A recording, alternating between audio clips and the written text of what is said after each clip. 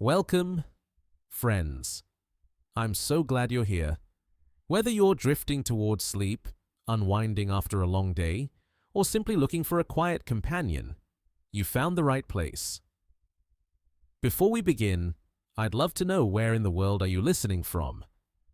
Perhaps you're wrapped in a blanket, sitting by a softly lit window, or resting somewhere under an open sky.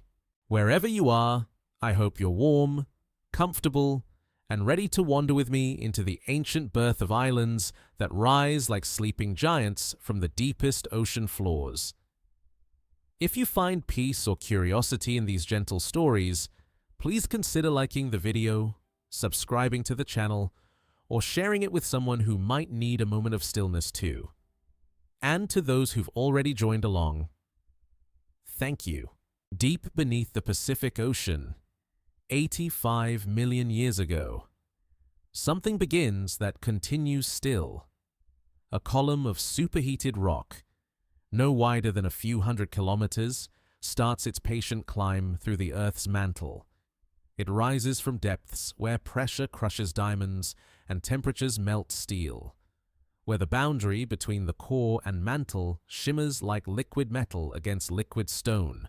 This is not the dramatic eruption that movies imagine, but something far more profound, a geological constant, a planetary heartbeat that will outlast entire evolutionary epochs.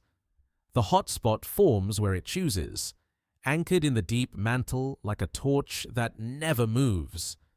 While continents drift and oceans open and close above, this column of molten rock maintains its position with the patience that only geological processes understand. Scientists trace its chemical signature in rocks scattered across thousands of miles of ocean floor, reading the story written in cooled basalt and crystallized minerals. The hotspot burns through whatever lies above it, sea floor. Oceanic crust, even entire volcanic islands with the steady persistence of planetary time. At 2,900 kilometers below the surface, where the outer core meets the lower mantle, temperatures reach 4,000 degrees Celsius. Here, iron and nickel swirl in liquid currents while solid rock floats above like a crystalline ceiling. The boundary layer between these realms generates thermal instabilities that birth the ascending plumes, each one a column of buoyant rock that begins its million-year journey toward the surface. The Hawaiian hotspot emerges from this primordial furnace, carrying chemical signatures that date to Earth's formation, isotopic fingerprints that speak of the planet's earliest differentiation into core, mantle, and crust. The ascending column moves through peridotite, olivine-rich rock that forms the bulk of Earth's mantle. As it rises, the decreasing pressure allows partial melting to begin, creating pockets of basaltic magma within the solid matrix. This process unfolds over timescales that dwarf human comprehension, thousands of years for pressure changes that span mere kilometers of ascent. The rock climbs through the transition zone at 460 kilometers depth, where minerals transform their crystal structures under the immense pressure, creating seismic discontinuities that geologists can detect from Earth's surface. Yet mysteries remain in these depths. No one knows precisely why hotspots form where they do, or what triggers their birth in the first place.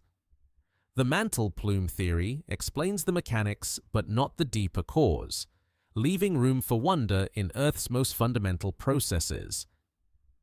Some researchers propose that hotspots originate from ancient subducted oceanic slabs that have settled at the core mantle boundary, their chemical signatures eventually triggering thermal plumes millions of years later. Others suggest they arise from primordial material that has remained unmixed since Earth's accretion, preserved pockets of the planet's original composition. Temperature measurements from laboratory experiments suggest the ascending rock reaches nearly 1,500 degrees Celsius, hot enough to glow white in the absolute darkness of the deep Earth. The hotspot carries within its molten matrix trace elements that tell stories of cosmic bombardments and early atmospheric formation. Noble gases trapped in olivine crystals preserve ratios of helium isotopes that haven't changed since the solar system's formation, making each eruption a glimpse into the planet's deepest memories. The column rises through layers of the Earth that humans have never seen, carrying with it the chemical memory of the planet's formation. Traces of primordial helium, locked away since Earth's earliest days, ride within these ascending currents like messages from the planet's infancy. Helium-3, rare on Earth's surface but abundant in the solar nebula, emerges from Hawaiian volcanoes in ratios that speak of material older than the continents. The rock moves at speeds measured in centimeters per year, making glaciers seem swift by comparison. Yet it carries enough energy to build entire island chains from nothing but molten stone and time. As the hotspot establishes its presence in the deep mantle, the Pacific plate above remains unaware of the thermal engine building beneath its oceanic crust. The seafloor spreads outward from mid-ocean ridges in patterns that will determine how the hotspot's surface expressions will be distributed across thousands of miles of ocean. Magnetic stripes preserved in the basaltic crust record reversals of Earth's magnetic field, creating a timeline that geologists will later use to track the movement of volcanic islands across the Pacific basin. The hotspot's initial thermal impact begins to affect the overlying mantle rock hundreds of millions of years before any surface volcanism begins. Heat conducts upward through solid olivine and pyroxene, creating a broad dome of elevated temperature that spans hundreds of kilometers. This thermal anomaly subtly alters the density of the overlying rock, causing minute changes in gravitational fields that sensitive instruments can detect even today. The process unfolds with the deliberate pace of planetary evolution, each degree of temperature change representing thousands of years of heat transfer through crystalline rock. Only took 85 million years to get started. Only requires the patience of continents. Only melts through solid rock like it's made of morning mist. The hotspot's birth coincides with the late Cretaceous period, when dinosaurs still roamed the continents and flowering plants were beginning their evolutionary expansion. While life above experiences rapid changes and extinctions, the deep Earth maintains its own rhythms, measured not in millennia, but in tens of millions of years. The thermal plume that will eventually create the Hawaiian Islands begins its ascent during the same epoch that sees the final breakup of the supercontinent Gondwana, a reminder that Earth's surface and interior operate on vastly different timescales. In the absolute stillness of the deep mantle, where no light has ever penetrated and no earthquake has ever been felt, the Hawaiian hotspot begins its patient work. The ascending rock carries within its molecular structure the story of Earth's differentiation, the slow sorting of heavy elements toward the core and lighter materials toward the surface. Iron and magnesium dominate the rising plume, along with trace amounts of incompatible elements that will eventually create the unique chemical signature of Hawaiian basalts. The hotspot's birth represents not just the beginning of volcanic islands, but the continuation of processes that began during Earth's accretion 4.5 billion years ago. The mantle plume rises through rock that has never known the touch of sunlight, climbing through crystalline darkness where pressure measures in hundreds of thousands of atmospheres. At depths of 2,000 kilometers, the ascending column encounters the lower mantle's bridgmanite, a mineral so dense it exists nowhere on Earth's surface, stable only under pressures that would instantly crush any surface rock into powder. The hotspot's molten heart moves through this alien landscape with the persistence of deep time, each kilometer of ascent requiring millennia of patient buoyancy. Temperature gradients drive the ascent with invisible force. The rising rock, heated to 1,500 degrees Celsius, encounters cooler surrounding mantle at 1,300 degrees, creating convection currents that spiral around the central plume like atmospheric storms made of solid stone. These thermal eddies span hundreds of kilometers in diameter, moving at velocities measured in centimeters per decade. The temperature differential seems modest by surface standards, yet it provides enough buoyant force to lift billions of tons of rock through the Earth's interior with the steady determination of planetary circulation. Seismic waves from distant earthquakes reveal the plume's presence to modern geophysicists, traveling faster through the hot, less dense rock of the ascending column. These velocity anomalies create shadows in seismic data, ghostly outlines of thermal structures that extend from the core mantle boundary to depths of 400 kilometers below the Pacific seafloor. The waves arrive milliseconds early after passing through the hotspot's domain, carrying information about temperature and composition differences that exist in realms no human will ever visit. The chemistry of ascent unfolds in molecular transformations invisible to any observer. Olivine crystals, stable in the lower mantle's crushing environment, begin to incorporate different ratios of iron and magnesium as pressure decreases with altitude. These solid-state reactions proceed grain by grain, atom by atom, creating mineralogical changes that record the plume's journey through Earth's interior layers. A clinopyroxene forms at specific pressure-temperature conditions, preserving chemical signatures that will eventually emerge in Hawaiian lavas millions of years later. Yet the mechanisms of plume ascent remain partially mysterious to modern science. Computer models suggest that thermal instabilities at the core mantle boundary generate rising columns of heated rock, but the precise triggers for plume initiation resist complete understanding. Some researchers propose that chemical heterogeneities in the deep mantle create density contrasts that drive convection, while others suggest that phase transitions in mantle minerals provide the necessary buoyancy. The debate continues in scientific journals while the hotspot itself maintains its ancient rhythm. Indifferent to human theories about its existence, trace elements tell stories of cosmic history embedded in the rising rock. Platinum group elements, delivered to Earth during the late heavy bombardment 4 billion years ago, concentrate in the mantle plume at levels that exceed typical oceanic basalts. These noble metals survive the planet's early differentiation, sinking toward the core but leaving traces in the deep mantle that now ascend toward the surface. Each atom of osmium and iridium carries memory of asteroid impacts that preceded the emergence of life, making the hotspot a conduit for materials older than the first organic molecules. The plume's ascent encounters the transition zone at 460 kilometers depth, where olivine transforms into the denser mineral wadsleyite under pressures that exceed those at the center of most rocky planets. This phase transition creates a temporary obstacle to upward motion, as the increased density tends to trap ascending material. Some hotspots stagnate at this depth, creating broad pools of heated rock that spread laterally rather than continuing their vertical journey.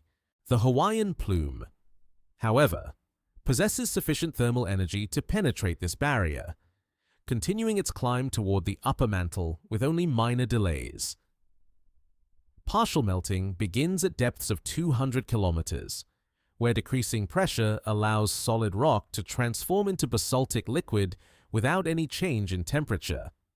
The process starts slowly, with perhaps 1% of the rock mass becoming molten, creating a crystalline matrix punctuated by tiny pockets of liquid magma. These initial melts concentrate incompatible elements that prefer liquid phases over solid crystals, beginning the chemical differentiation that will eventually create the distinctive composition of Hawaiian volcanic rocks. Only took 40 million years to climb halfway. Only requires the patience of geological epochs. Only moves fast enough to outpace the formation of mountain ranges. The ascending plume encounters layers of Earth's history preserved in mantle heterogeneities, chemical variations that record ancient subduction events and mantle mixing processes. Recycled oceanic crust. Transformed by high pressure and temperature into eclogite, creates dense inclusions within the rising column. These fragments of ancient seafloor, perhaps hundreds of millions of years old, will eventually contribute trace element signatures to surface volcanism, creating a chemical link between modern Hawaiian lavas and Earth's distant past. The upper reaches of the mantle plume begin to feel the influence of the overlying lithosphere, the rigid outer shell of the planet that includes both oceanic crust and the uppermost mantle. Heat conducted upward from the ascending column starts to warm the base of the Pacific plate, creating thermal expansion that subtly elevates the seafloor over an area spanning thousands of square kilometers. This broad thermal dome, barely detectable from the surface, represents the first hint of the volcanic processes that will eventually create island chains visible from space. Convection patterns within the rising plume create internal structure invisible to surface observation. Computer simulations suggest that the central core of the column ascends fastest, surrounded by slower-moving margins that entrain surrounding mantle material. These velocity differences create shear zones within the plume itself, generating small-scale turbulence that mixes different chemical components. The result is a heterogeneous column of ascending rock, carrying within its bulk the diverse chemical signatures that will eventually emerge as different types of volcanic rock at the surface. The hotspot's thermal influence begins to affect mineral stability in the uppermost mantle, where garnet transforms to spinel at depths of 80 kilometers. This phase change releases latent heat, adding to the thermal energy driving the plume's continued ascent. The transition occurs over a narrow depth range, creating a zone of enhanced melting potential that will become crucial when the hotspot finally encounters the base of the oceanic lithosphere. Temperature increases of just 50 degrees Celsius can double the rate of partial melting, transforming the character of the ascending plume as it approaches its final destination. In the crystalline silence of the deep mantle, where time moves with the rhythm of atomic diffusion and mineral transformation, the Hawaiian hotspot continues its patient climb. The rock remembers its origin in thermal gradients and chemical signatures, carrying toward the surface a cargo of Earth's deepest secrets. Each kilometer of ascent brings the plume closer to its eventual encounter with the Pacific sea floor, where molten rock will meet seawater in reactions that build islands from the marriage of fire and ocean. At 80 kilometers beneath the Pacific seafloor, the ascending hotspot encounters the rigid lithosphere for the first time. The oceanic plate above spans only 6 to 8 kilometers of basaltic crust overlying a thin layer of upper mantle rock. But this seemingly modest barrier represents a fundamental change in the plume's environment. Here, in the realm where solid rock meets the bottom of the ocean, the hotspot begins its first tentative experiments with surface volcanism, building underwater mountains that will never know sunlight.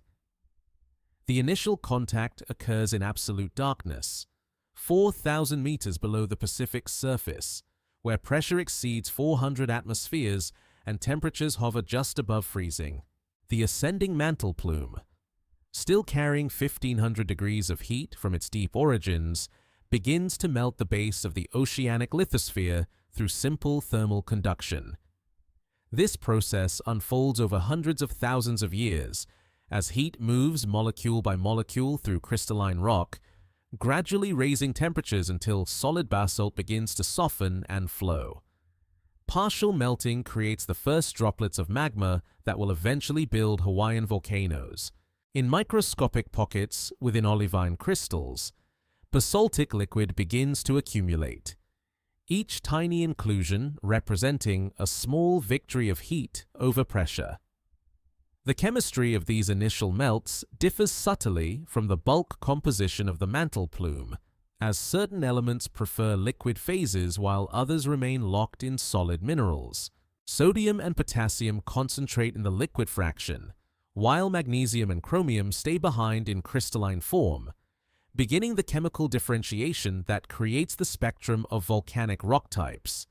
The first underwater eruptions occur without witness or fanfare, jets of molten rock emerging into seawater that instantly quenches the lava into fractured glass. Pillow basalts form in bulbous shapes dictated by the physics of cooling magma under extreme pressure, each rounded mass representing a single eruptive pulse that lasted perhaps minutes or hours. These pillows stack upon each other in chaotic arrangements, building the foundations of future islands grain by grain, eruption by eruption, with the patient accumulation that characterizes all geological construction. Yet the deep ocean environment presents challenges unknown to surface volcanism. Seawater at 4,000 meters depth contains dissolved gases and minerals that react aggressively with molten basalt, creating chemical exchanges that alter both the cooling lava and the surrounding ocean. Sulfur compounds precipitate from the heated seawater, forming metallic deposits around the volcanic vents that will eventually become economic ore bodies millions of years in the future. The interaction between hot rock and cold seawater generates hydrothermal systems that support unique biological communities, creating oases of life in the abyssal darkness. The rate of underwater construction proceeds with geological deliberation. Each individual eruption adds perhaps a few meters of new rock to the growing seamount, but the intervals between eruptions can span decades or centuries. The volcanic edifice rises through the water column at rates measured in millimeters per year, making the growth of coral reefs seem rapid by comparison. Temperature gradients in the surrounding seawater reveal the presence of the growing mountain to modern oceanographers, creating thermal signatures that persist for kilometers around each active vent. Hydrostatic pressure at these depths fundamentally alters the character of volcanic eruptions. Magma that would explode violently at the surface encounters water pressure sufficient to suppress gas expansion, forcing volcanic gases to remain dissolved in the cooling lava. This creates dense, vesicle-poor basalts with chemical compositions that preserve the original magma chemistry without the fractionation effects of gas loss. The rocks formed in these deep environments carry more complete records of mantle composition than their surface counterparts, making them valuable windows into the hotspot's deep origins. Only took 5 million years to reach the sea floor. Only built the first few hundred meters of volcanic foundation. Only required absolute darkness and crushing pressure to begin the construction of islands that will eventually touch the sky. The seamount grows in the realm of eternal night, where no photosynthesis has ever occurred and where the only energy sources derive from the Earth's interior heat and the chemical gradients created by volcanic activity. Marine organisms begin to colonize the new volcanic terrain within decades of its formation. Tube worms and bacterial mats establish themselves around hydrothermal vents, creating biological communities that derive their energy entirely from chemosynthesis rather than sunlight. These pioneer species transform the sterile volcanic rock into habitat, beginning ecological processes that will eventually support complex food webs when the growing mountain finally reaches shallow water thousands of years in the future. The accumulation of volcanic material follows patterns dictated by the hotspot's internal structure and the dynamics of underwater eruption. Central vents build the main edifice upward, while radial dikes carry magma outward to create broad aprons of volcanic debris extending for kilometers in all directions. The growing seamount develops a roughly conical shape, its slopes determined by the angle of repose for underwater volcanic materials and the occasional gravitational collapse of oversteepened flanks. Scientific mystery surrounds the precise mechanisms by which underwater volcanoes achieve the sustained eruption rates necessary to build seamounts thousands of meters high. The thermal budget required to melt sufficient rock and maintain eruptive activity over millions of years suggests that hotspots must tap energy sources beyond simple conductive heating from below. Some researchers propose that decompression melting, caused by the hotspot's upward motion, provides additional magma generation, while others suggest that volatile compounds carried in the ascending plume enhance melting efficiency through chemical rather than purely thermal processes. Magnetic minerals in the cooling lava record the direction and intensity of Earth's magnetic field at the time of eruption, creating a permanent archive of geomagnetic variations that spans millions of years. These paleomagnetic signatures will eventually allow scientists to track the movement of the seamount across the Pacific Basin as the oceanic plate carries it away from the hotspot's influence. The magnetic stripes preserved in underwater volcanic rocks become a geological GPS system, recording both the seamount's age and its original position relative to the hotspot's fixed location in the deep mantle. The chemistry of underwater volcanism creates mineral assemblages that exist nowhere in terrestrial environments. Hydrated glass forms when molten lava contacts seawater, preserving metastable phases that would immediately devitrify in air. Secondary minerals precipitate from heated seawater, creating veins of zeolites and clay minerals that fill fractures in the cooling volcanic pile. These hydrothermal alteration products record the temperature and chemistry of ancient seafloor environments, providing clues about ocean composition and circulation patterns millions of years in the past. In the abyssal darkness where no human eye has ever looked, the Hawaiian hotspot begins its patient work of island construction. The first seamount rises grain by grain through 4 kilometers of ocean, building volcanic foundations that will support coral reefs and rainforests millions of years in the future. Each pillow basalt and sheet flow adds infinitesimal height to mountains that will eventually tower above the Pacific's surface. But for now, they remain hidden in the permanent night of the deep ocean, growing upward toward a sun they have never seen. The Pacific Plate drifts northwest at 3.5 centimeters per year, carrying the hotspot's first seamount away from its volcanic source with the inexorable patience of tectonic motion. This movement, barely perceptible on human timescales, represents one of the most profound geological processes on Earth, the slow dance between stationary hotspots and wandering oceanic crust that creates linear chains of volcanic islands across entire ocean basins. The rate equals the speed of fingernail growth. Yet over millions of years, this modest velocity transports entire mountain ranges across thousands of kilometers of open ocean. The Pacific Plate's motion originates from forces generated at mid-ocean ridges thousands of kilometers away, where new oceanic crust forms through seafloor spreading. Molten rock rises along the East Pacific Rise and the Pacific-Antarctic Ridge, creating fresh basaltic crust that pushes older sections of the plate outward like a vast geological conveyor belt.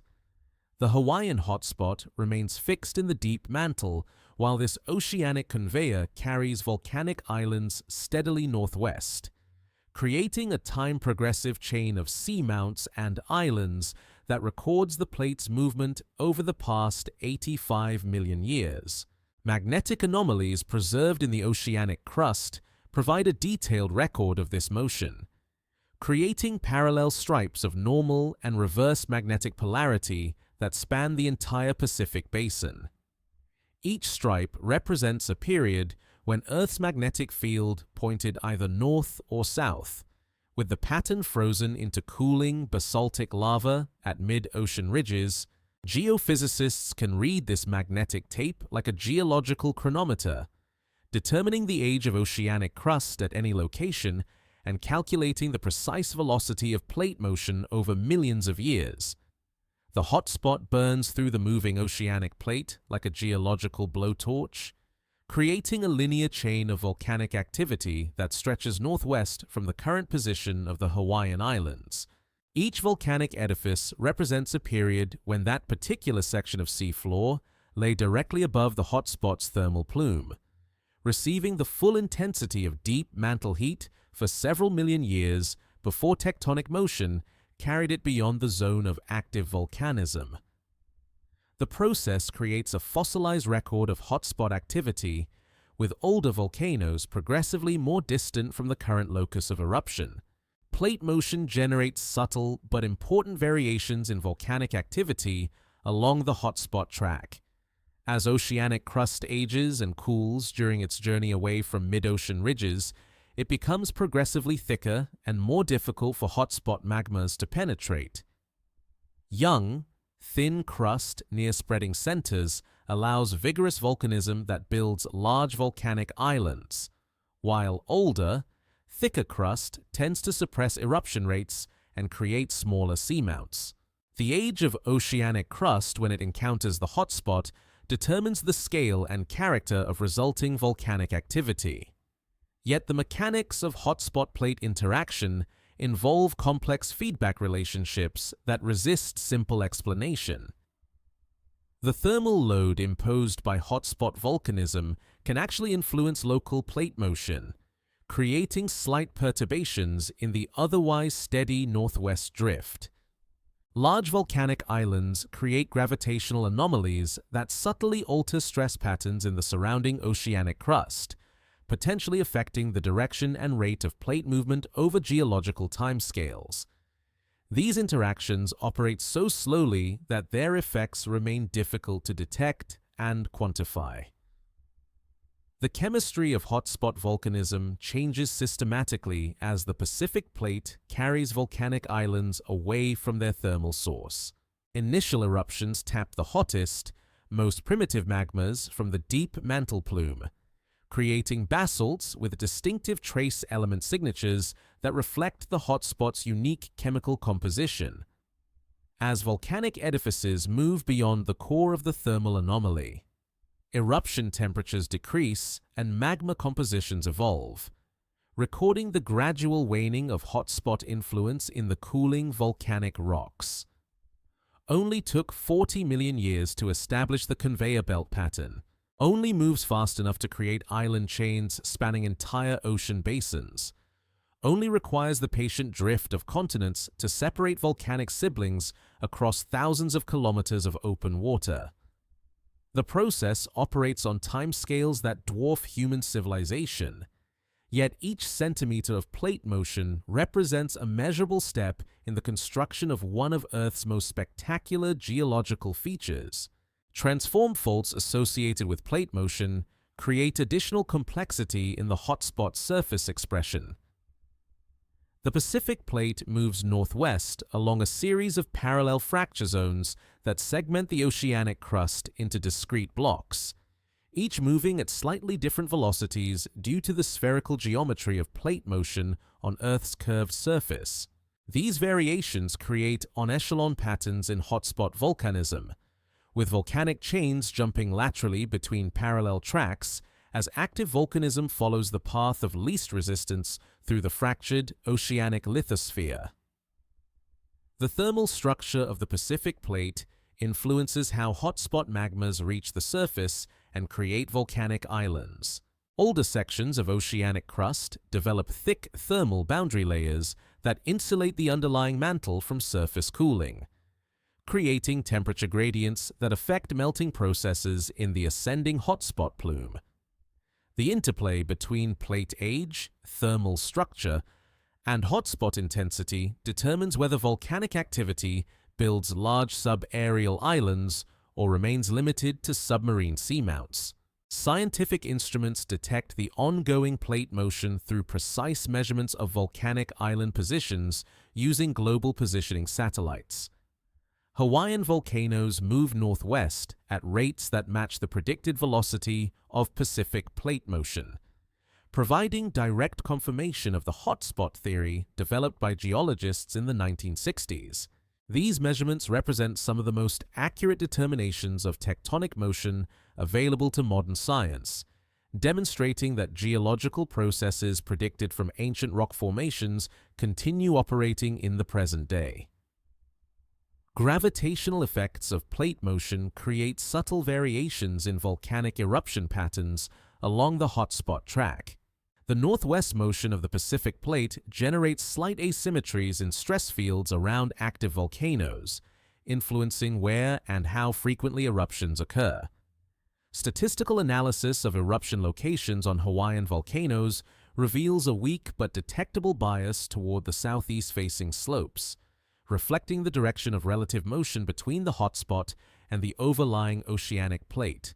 The intersection of hotspot volcanism and plate motion creates unique geological phenomena found nowhere else on Earth.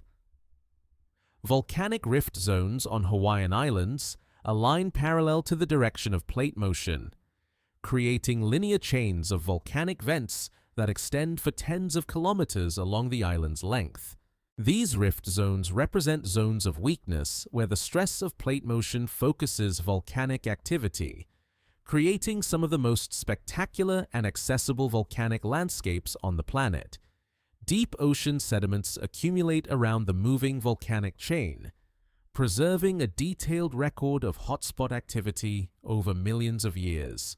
Volcanic ash and debris eroded from emerging islands settle onto the abyssal sea floor, creating layers that chronicle the growth and erosion of volcanic edifices as they pass through different stages of their geological evolution. These sedimentary archives contain information about past climate conditions, ocean chemistry, and volcanic eruption patterns that extend far beyond the time span of direct human observation. In the vast emptiness of the Central Pacific, where no land existed before the hotspot's activity began, the conveyor belt of plate motion creates islands from nothing but molten rock and geological time. The Pacific Plate carries each volcanic creation on a one-way journey northwest, moving older islands progressively farther from their thermal source while making room for new volcanoes to emerge above the fixed hotspot. This process will continue for millions of years into the future, adding new islands to the chain while carrying existing ones toward their eventual submergence beneath the northern Pacific's waves. Seamounts rise from the abyssal plains like cathedral spires, climbing through 4 kilometers of crushing darkness. Each volcanic mountain, a patient accumulation of countless eruptions spread across millions of years. The ascent through the water column represents one of Earth's most sustained construction projects, with volcanic edifices growing grain by grain through oceanic realms where pressure exceeds that found at the center of most rocky planets, at depths where no sunlight has ever penetrated. These underwater mountains build themselves upward with the deliberate persistence of geological time. The base of each seamount spreads across hundreds of square kilometers of seafloor, volcanic debris fields that extend far beyond the central eruptive vents. Pillow lavas roll down the flanks of growing volcanoes like slow avalanches of molten glass, each bulbous flow cooling instantly upon contact with near-freezing seawater. The resulting rock formations create a chaotic landscape of rounded basaltic masses, fractured by thermal stress and colonized by deep-sea organisms that have never known any environment except perpetual night. Hydrothermal circulation systems develop within the growing volcanic piles, creating pathways for heated seawater to penetrate deep into the seamount's interior. Cold ocean water percolates downward through fractures in the cooling lava, encounters hot rock at depth, and rises back to the seafloor as mineral-rich hydrothermal fluids. These circulation cells transport enormous amounts of heat and chemical compounds, creating localized environments where water temperatures can exceed 200 degrees Celsius despite the surrounding near-freezing ocean. The chemistry of seamount growth involves reactions between basaltic magma and seawater that proceed according to thermodynamic principles established billions of years ago. Sulfur compounds dissolved in seawater precipitate as metallic sulfides when they encounter reducing conditions around volcanic vents, creating deposits of copper, zinc, and iron that accumulate in chimneys and mounds around active hydrothermal systems. These ore formations represent some of Earth's most concentrated metal deposits, formed through processes that operate exclusively in the deep ocean environment. Yet the mechanisms controlling eruption frequency and intensity at seamount depths remain partially mysterious to volcanic scientists. Computer models suggest that hydrostatic pressure should suppress explosive volcanism entirely, forcing all eruptions into effusive flows of pillow lavas and sheet flows. However, recent discoveries of pyroclastic deposits at abyssal depths indicate that explosive eruptions can occur even under extreme pressure, possibly when volcanic gases reach supersaturation levels that overcome hydrostatic constraints. Magnetic minerals in the cooling volcanic rocks record not only the direction of Earth's magnetic field, but also its intensity variations over millions of years. The planet's magnetic field strength has fluctuated dramatically over geological time, occasionally dropping to near zero values during polarity reversals when the field temporarily collapses before re-establishing itself in the opposite direction. These geomagnetic excursions create distinctive patterns in seamount volcanic rocks, allowing scientists to correlate volcanic activity with global magnetic field behavior. The rate of vertical growth varies dramatically with depth and eruption style, creating seamounts with diverse morphologies that reflect their individual eruptive histories. Central volcanic cones rise fastest, where sustained eruption rates concentrate volcanic output in small areas, while broad shield-like edifices develop when eruption sites shift frequently across wide areas. The interplay between eruption rate, eruption location, and gravitational collapse determines whether a seamount develops into a tall, narrow peak or a broad, low-relief dome. Only took 2 million years to rise 3 kilometers through the water column. Only required the patience of deep ocean currents and the persistence of thermal plumes. Only needed the marriage of fire and seawater to build mountains in realms where no mountain should exist. The construction proceeds in absolute silence, where sound waves travel differently through water than air, and where the only witnesses are organisms adapted to pressure conditions that would instantly crush any surface-dwelling creature. Gravitational loading effects become significant as seamounts grow beyond critical heights, causing the underlying oceanic crust to flex and subside under the weight of accumulated volcanic material. This isostatic adjustment creates broad depressions in the seafloor around large volcanic edifices, forming moats that can extend for hundreds of kilometers beyond the seamount's base. The flexural response of oceanic lithosphere to volcanic loading follows predictable patterns that allow geophysicists to estimate the total mass of volcanic material even when much of the edifice remains buried beneath younger sediments.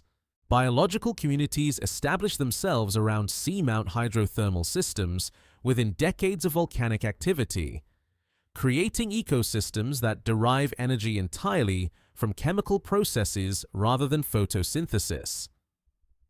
Bacteria oxidize hydrogen sulfide and methane escaping from volcanic vents, forming the base of food webs that support tube worms, clams, and crabs adapted to the extreme conditions of deep-sea volcanism.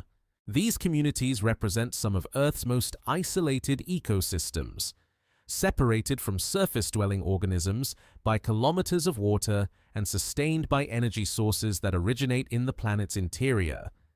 The acoustic properties of growing seamounts create distinctive seismic signatures that allow remote monitoring of underwater volcanic activity. Low-frequency sounds generated by volcanic eruptions travel for thousands of kilometers through the deep ocean sound channel, carrying information about eruption magnitude and duration to hydrophone arrays operated by scientific institutions and government agencies.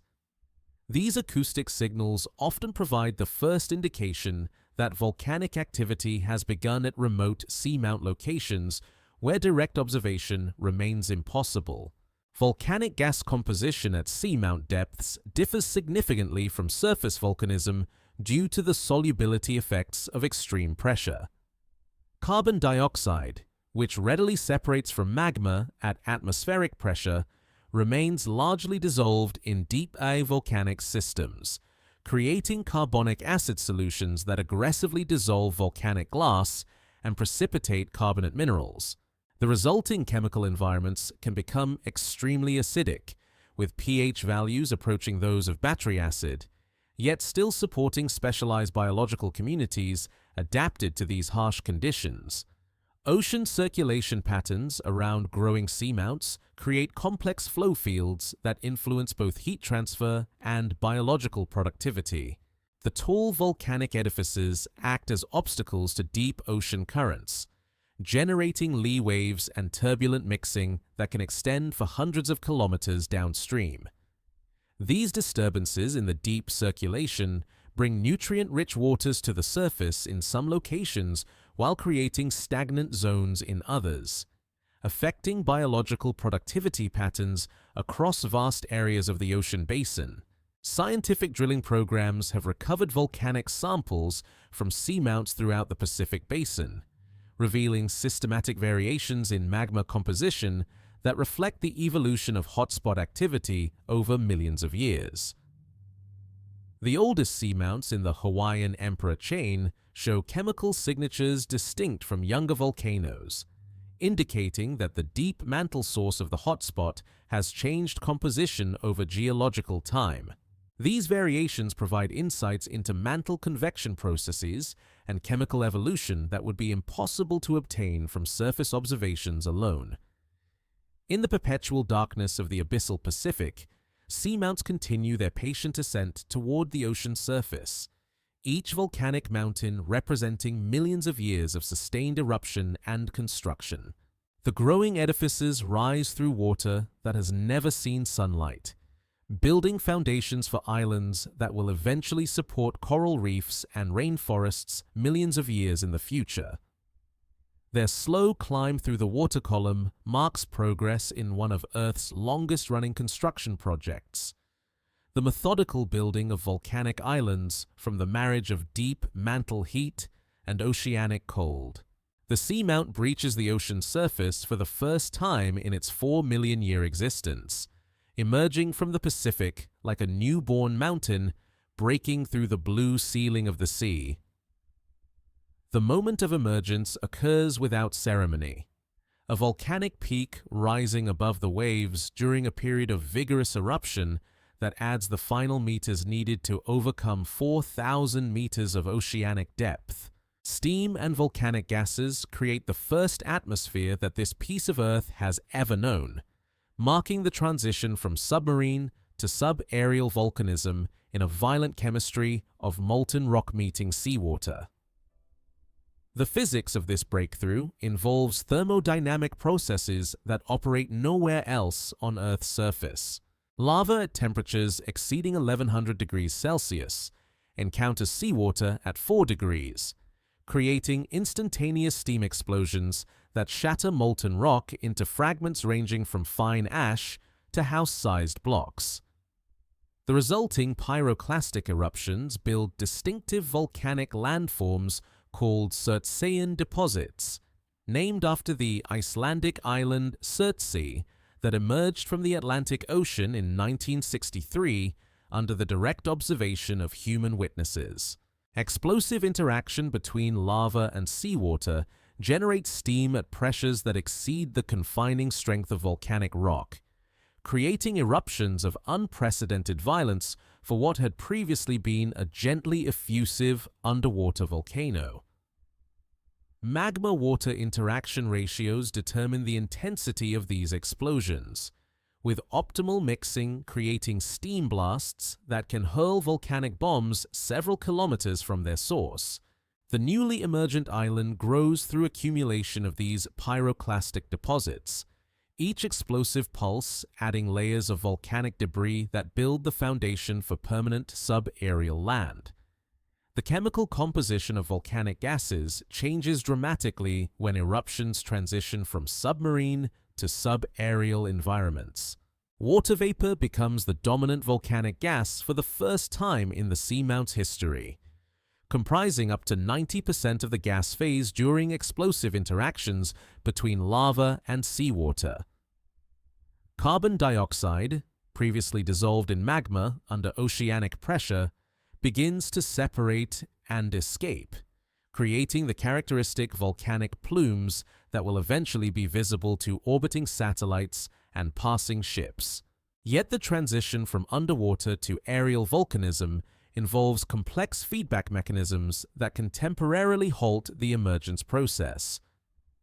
Large steam explosions can blast away recently deposited volcanic material faster than new eruptions can replace it, causing the growing island to repeatedly emerge and submerge until eruption rates achieve a critical threshold. This delicate balance between construction and destruction can persist for decades, creating ephemeral islands that appear and disappear multiple times before achieving permanent emergence above sea level. Atmospheric processes begin affecting volcanic activity for the first time as the seamount breaks the ocean surface. Wind patterns deflect volcanic plumes and redistribute volcanic ash according to meteorological conditions that had no influence on submarine volcanism. Trade wind patterns in the tropical Pacific create preferred directions for ash dispersal, beginning the atmospheric transport of volcanic material that will eventually contribute to soil formation on distant islands hundreds of kilometers away. The establishment of a permanent coastline represents a fundamental transition in the island's geological evolution. Wave action begins eroding volcanic deposits almost immediately after emergence, creating the first sedimentary processes in the seamount's 4 million year history. Basaltic sand forms from the mechanical breakdown of volcanic glass and crystalline rock, accumulating in small beaches between active lava flows and providing the foundation for future coastal ecosystems. Only took 4 million years to climb from the abyssal depths to sea level, only required the persistence of deep mantle heat and the violence of steam explosions, only needed the marriage of fire and water to create the first piece of new land that the Pacific has seen in this location for 80 million years. The emergence marks a transition from the invisible construction of submarine volcanism to the spectacular displays of aerial eruption that will eventually make Hawaiian volcanoes among the most studied and celebrated on Earth. Seabird colonies begin establishing themselves on the new volcanic island within months of its emergence. Despite the ongoing explosive eruptions that characterize the early stages of sub-aerial volcanism, pioneer species arrive carrying seeds and spores from distant islands, beginning the biological colonization that will eventually transform sterile volcanic rock into complex ecosystems. The harsh conditions of ongoing volcanism create selective pressures that favor organisms capable of rapid dispersal and tolerance for sulfurous gases and volcanic ash. Rainfall patterns develop around the emerging island as its growing elevation begins to affect local atmospheric circulation.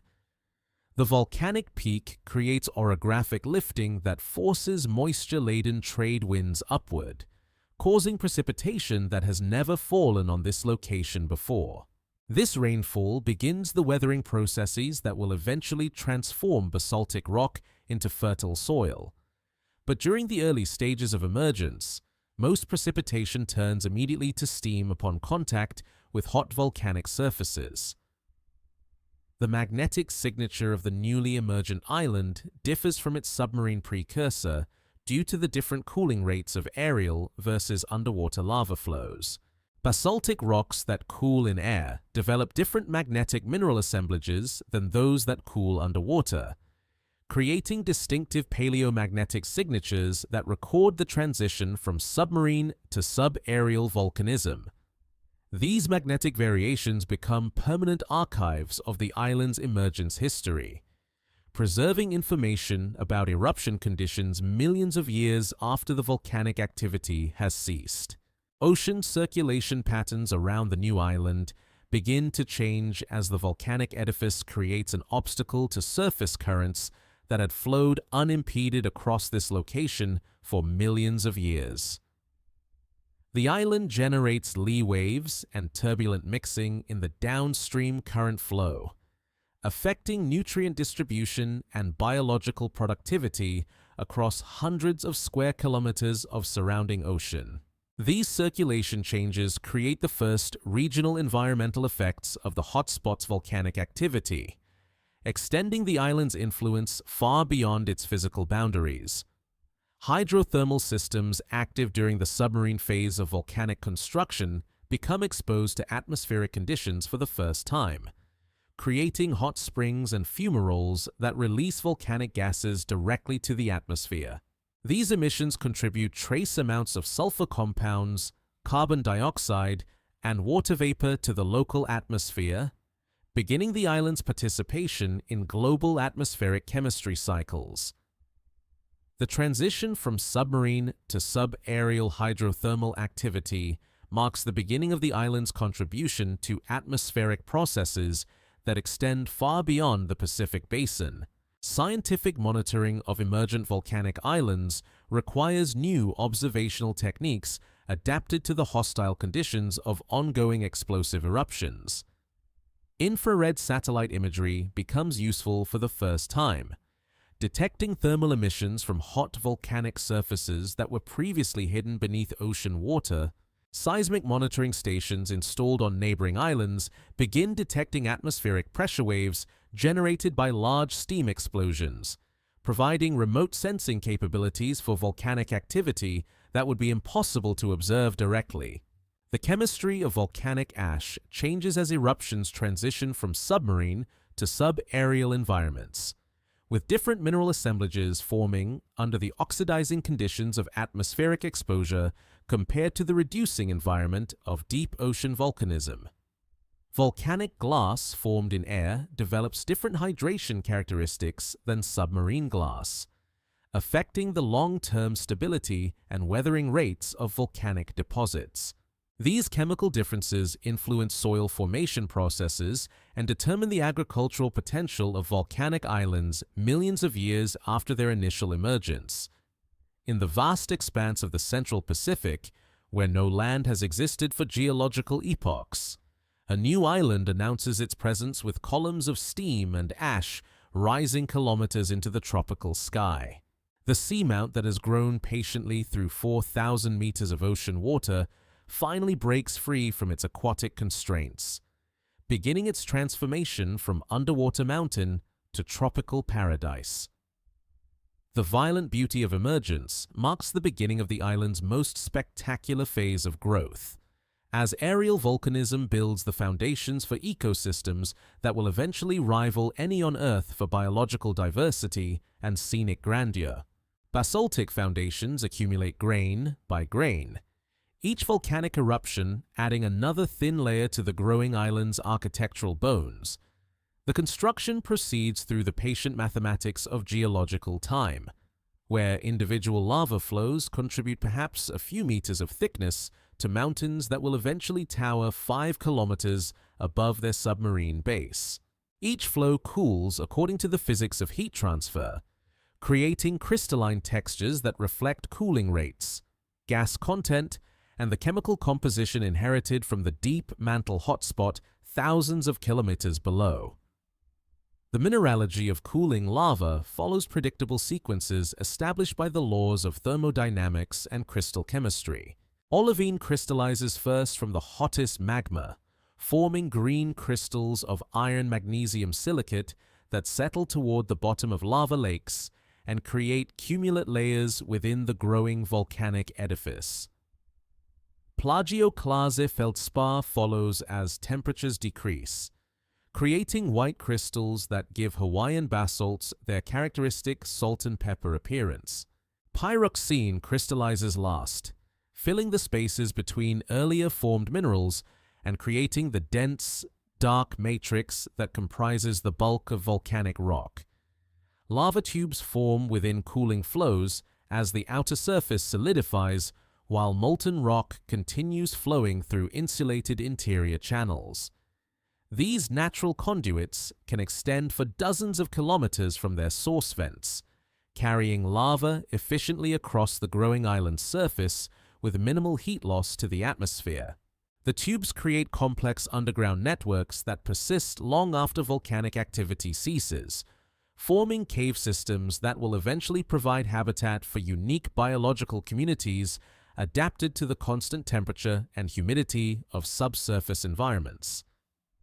The cooling patterns of individual lava flows create distinctive surface textures that reflect eruption conditions and post-emplacement processes. Peihoho flows develop smooth, ropey surfaces when lava cools slowly under low gas pressure, while AA flows create rough, clinker surfaces when rapid cooling or high gas content causes the outer skin to fragment into sharp blocks. These textural differences affect weathering rates and soil formation, with smooth Peihoho surfaces shedding rainwater, while rough AA surfaces trap moisture and accelerate chemical breakdown. Yet, the internal structure of cooling lava flows involves complex heat transfer processes that create systematic variations in crystal size and mineral composition from top to bottom. The upper surface of each flow cools rapidly in contact with air, creating fine-grained basaltic glass with few crystals visible to the naked eye. The interior cools more slowly, allowing larger crystals to grow and creating coarser-grained rock with distinctive mineral textures. The base of each flow cools at intermediate rates against previously solidified rock, creating textures that preserve information about emplacement temperature and cooling history. Gas bubbles trapped in cooling lava create vesicular textures that range from sparse, isolated holes to foam-like assemblages where volcanic gas comprised more than half the original magma volume. These vesicles become filled with secondary minerals precipitated from groundwater over thousands of years, creating distinctive assemblages of zeolites, calcite, and clay minerals that record the chemical evolution of the island's hydrological system. The degree of vesicularity in ancient lava flows provides insights into eruption dynamics and gas content of magmas that erupted millions of years ago. The accumulation rate of volcanic material varies dramatically with eruption style and magma supply from the underlying hotspot. Shield-building eruptions can add hundreds of cubic meters per second of new lava to the growing island, while smaller eruptions contribute only cubic meters per day over extended periods. The episodic nature of volcanic construction creates layered sequences that record the waxing and waning of hotspot intensity over millions of years, with each distinct unit representing a phase of volcanic activity separated by periods of dormancy. Only took 3 million years to build the first 1,000 meters of sub-aerial elevation. Only required the patience of cooling magma and the persistence of crystallization processes. Only needed the slow accumulation of countless individual eruptions to transform a submarine seamount into a mountainous island rising above the Pacific's surface. The construction follows architectural principles established by physics and chemistry, with each volcanic addition constrained by the mechanical properties of cooling rock and the structural limits of volcanic edifices. Gravitational loading effects become increasingly important as the volcanic pile grows higher and heavier, causing the underlying oceanic crust to flex and subside under the accumulated weight. This isostatic adjustment creates a balance between volcanic construction and lithospheric subsidence that determines the maximum height achievable by oceanic volcanic islands. The relationship between loading and subsidence follows predictable patterns that allow geophysicists to estimate the total volume of volcanic material even when much of the edifice remains hidden beneath sea level. Groundwater systems develop within the growing volcanic pile as rainfall begins to infiltrate through fractured basaltic rock. The high permeability of volcanic deposits allows rapid infiltration of meteoric water, creating freshwater lenses that float on denser seawater within the island's foundation. These groundwater systems become crucial for supporting terrestrial ecosystems and provide the freshwater resources that make long-term biological colonization possible on isolated oceanic islands. Volcanic rift zones develop as preferred pathways for magma ascent, creating linear zones of weakness that focus eruptive activity along specific trends across the growing island. The orientation of these rift zones reflects the regional stress field created by plate motion and hotspot dynamics, with most Hawaiian rift zones aligning roughly parallel to the direction of Pacific plate movement. The concentration of volcanic activity along rift zones creates asymmetric island shapes that reflect the underlying structural controls on magma transport and eruption. Scientific analysis of volcanic glass compositions reveals systematic changes in magma chemistry as islands grow and evolve. Early shield-building lavas tap the hottest, most primitive magmas directly from the mantle hotspot, while later eruptions show progressive cooling and chemical evolution as the volcanic system matures. These compositional trends record the thermal and chemical evolution of the hotspot volcano system over millions of years, providing insights into deep mantle processes that would be impossible to obtain through direct observation. The mechanical properties of cooling volcanic rock determine the maximum slopes sustainable on growing volcanic islands before gravitational failure occurs. Basaltic flows can maintain slopes of 30 to 35 degrees when freshly erupted, but weathering and alteration gradually reduce the shear strength of volcanic deposits over geological time. Large-scale gravitational failures periodically remove substantial portions of volcanic islands, creating amphitheater-shaped valleys and submarine debris deposits that extend for hundreds of kilometers across the surrounding sea floor. Atmospheric interactions with volcanic gases released during eruption create the first acid rainfall in the island's history, as sulfur dioxide combines with water vapor to form sulfuric acid aerosols.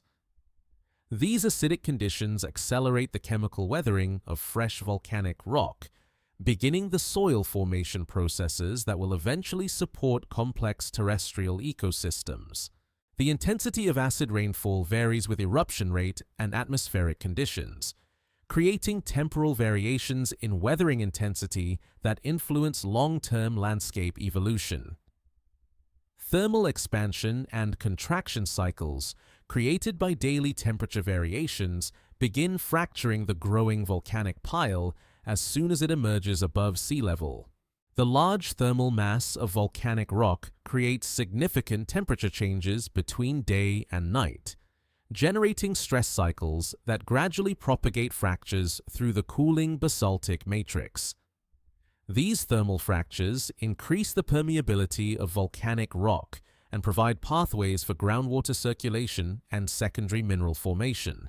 In the endless construction zone of volcanic island building, each lava flow adds its modest contribution to mountains that will eventually rival the Himalayas in total relief from seafloor base to summit. The basaltic foundations accumulate according to principles established billions of years ago, when the first igneous rocks crystallized from Earth's earliest magma ocean. The patient layering of volcanic flows creates the structural framework that will support all future geological and biological evolution on these islands born from the deep Earth's inexhaustible heat. The conveyor belt of creation moves with the steady rhythm of tectonic plates, carrying each volcanic island northwest, while new ones form in their place above the stationary hotspot. This geological assembly line has operated for 85 million years, creating a chain of volcanic stepping stones that stretches 3,600 kilometers across the Pacific Basin from the currently active volcanoes of Hawaii to the submerged remnants of ancient seamounts near the Aleutian Trench. Each island represents a frozen moment in the hotspot's history, a geological snapshot preserved in cooling basaltic rock. The spacing between islands reflects the complex interplay between eruption duration, plate velocity, and hotspot intensity over millions of years. Individual volcanic islands typically remain above the hotspot's core for 3 to 5 million years, during which sustained eruption rates build the massive shield volcanoes that characterize Hawaiian-type volcanism. As Pacific plate motion carries each island beyond the zone of most intense thermal activity, eruption rates decline and eventually cease, beginning the long process of erosion and subsidence that will eventually return the volcanic edifice to the sea. Systematic age progression along the Hawaiian chain provides one of geology's most elegant confirmations of the hotspot theory developed in the 1960s. Radiometric dating of volcanic rocks reveals ages that increase systematically from southeast to northwest, with the youngest lavas erupting at Kilauea volcano on the Big Island and the oldest dated samples from Kauai showing ages of approximately 6 million years. This age progression matches the predictions of hotspot theory with remarkable precision, confirming that stationary thermal plumes can indeed create linear volcanic chains on moving oceanic plates. The volcanic productivity of the Hawaiian hotspot has varied dramatically over its 85 million year history, creating islands of vastly different sizes and characteristics along the chain. The most voluminous period of activity occurred between 5 and 15 million years ago, building the massive shield volcanoes of Maui, Molokai, and Oahu that represent some of the largest volcanic edifices on Earth. Earlier periods of lower productivity created smaller seamounts and islands that have since subsided below sea level or been completely eroded away. Yet the mechanisms controlling long-term variations in hotspot intensity remain partially mysterious to igneous petrologists. Computer models suggest that thermal pulsing in the deep mantle plume could create episodic variations in magma production rates, but the precise controls on these thermal cycles resist complete understanding. Alternative explanations invoke changes in Pacific plate velocity or thickness that could affect the efficiency of heat transfer from the hotspot to the surface, creating apparent variations in volcanic productivity that reflect lithospheric rather than deep mantle processes. Volcanic island morphology evolves systematically as each edifice moves away from the hotspot's influence and transitions from active shield building to post-shield volcanism. The classic shield volcano profile, with slopes of only 5 to 10 degrees, develops during the main phase of basaltic eruption when higher fusion rates create fluid lava flows that spread over large areas. As eruption rates decline, volcanic activity becomes more explosive and alkalic in composition, building steeper cones and creating the more rugged topography characteristic of mature Hawaiian volcanoes. The chemical evolution of volcanic rocks along the Hawaiian chain records the progressive cooling and differentiation of the hotspot's magma source over millions of years. Early shield-building lavas show primitive compositions with high magnesium content that reflect direct derivation from hot mantle peridotite, while later post-shield and rejuvenated volcanism produces more evolved magmas with distinctive trace element signatures. These compositional trends provide insights into mantle melting processes and thermal evolution that extend our understanding of hotspot dynamics far beyond surface observations. Only took 85 million years to create the world's longest volcanic chain. Only required the patience of plate tectonics and the persistence of deep mantle convection. only needed the steady northwest drift of oceanic crust to transform a stationary thermal anomaly into a linear archipelago spanning 1/4 of the Pacific Basin. The process continues today with the same inexorable rhythm that has operated since the Cretaceous period, when dinosaurs dominated terrestrial ecosystems and flowering plants were beginning their evolutionary radiation. Transform faults and fracture zones in the Pacific Plate create complications in the otherwise linear arrangement of Hawaiian volcanoes, causing lateral jumps in volcanic activity as magma follows paths of least resistance through the fractured oceanic lithosphere. The bend in the Hawaiian chain at approximately 47 million years ago, where it transitions from the northwest trending Hawaiian Ridge to the more northerly Emperor Seamount chain, reflects a major change in Pacific Plate motion that affected hotspot volcanism across the entire Pacific Basin. Submarine volcanism continues for millions of years after subaerial volcanic activity ceases, as residual heat from the hotspot maintains limited magma production long after islands have moved beyond the main thermal anomaly. These late-stage eruptions create small volcanic cones and lava flows on the flanks and submarine slopes of dormant volcanic islands, adding minor amounts of volcanic material to edifices that are otherwise dominated by erosional removal of earlier shield-building deposits. Gravitational sliding processes become increasingly important as volcanic islands mature and move away from their thermal source. The steep submarine slopes created during rapid shield construction become unstable as volcanic rocks cool and weaken over geological time, leading to massive gravitational failures that can remove substantial portions of entire islands in single catastrophic events. These landslide deposits create some of the largest debris flows on Earth, extending for hundreds of kilometers across the abyssal seafloor. Ocean island basalt compositions preserved in the Hawaiian chain provide a detailed record of deep mantle chemistry that spans nearly 100 million years of Earth history. Isotopic signatures in Hawaiian lavas reflect the mixing of distinct mantle reservoirs, including recycled oceanic crust, ancient continental material, and primitive mantle that may date to Earth's earliest differentiation. The systematic variations in these signatures along the Hawaiian chain record changes in deep mantle convection patterns that operate on timescales far longer than any surface geological processes. Biological dispersal between islands in the Hawaiian chain creates opportunities for evolution and speciation that would be impossible on isolated volcanic islands.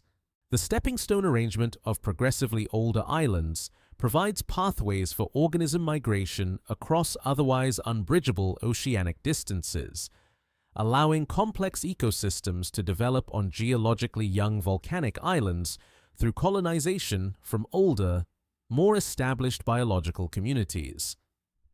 This island-hopping dispersal mechanism has created some of the most spectacular examples of adaptive radiation known to evolutionary biology.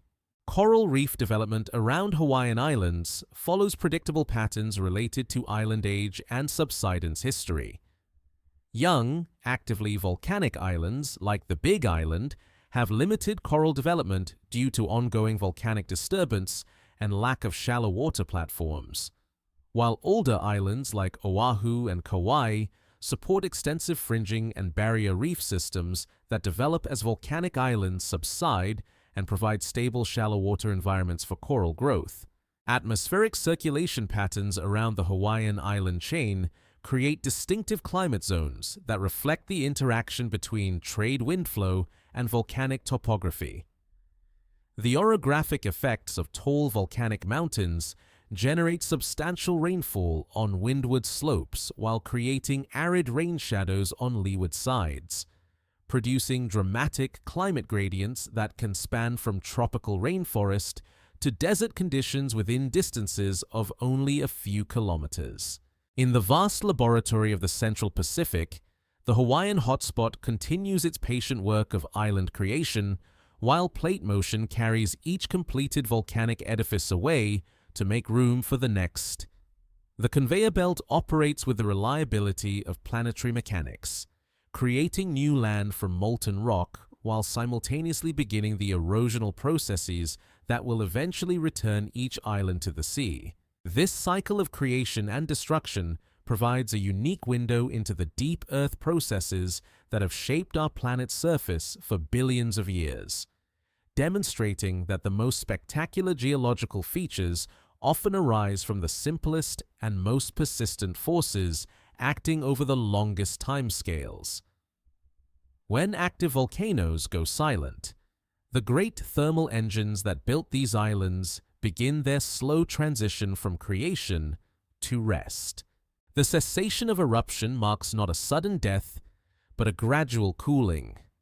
As each volcanic edifice moves beyond the hotspot's reach and loses its connection to the deep mantle heat that sustained millions of years of continuous magma production.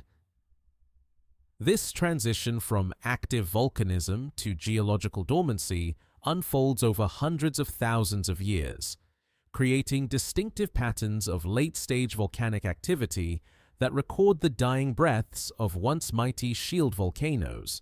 The final eruptions differ markedly in character from the voluminous basaltic flows that built the main shield structure during each island's youth.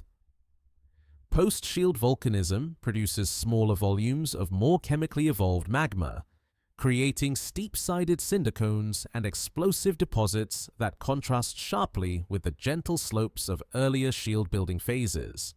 These late-stage eruptions tap cooler, more differentiated magma sources as the hotspot's thermal influence wanes and crustal melting processes replace direct mantle melting as the primary source of volcanic material.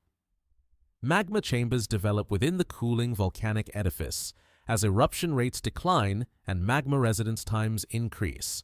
These subsurface reservoirs allow extensive crystallization and chemical differentiation to occur, transforming primitive basaltic magmas into more evolved compositions enriched in silica, alkali elements, and incompatible trace elements.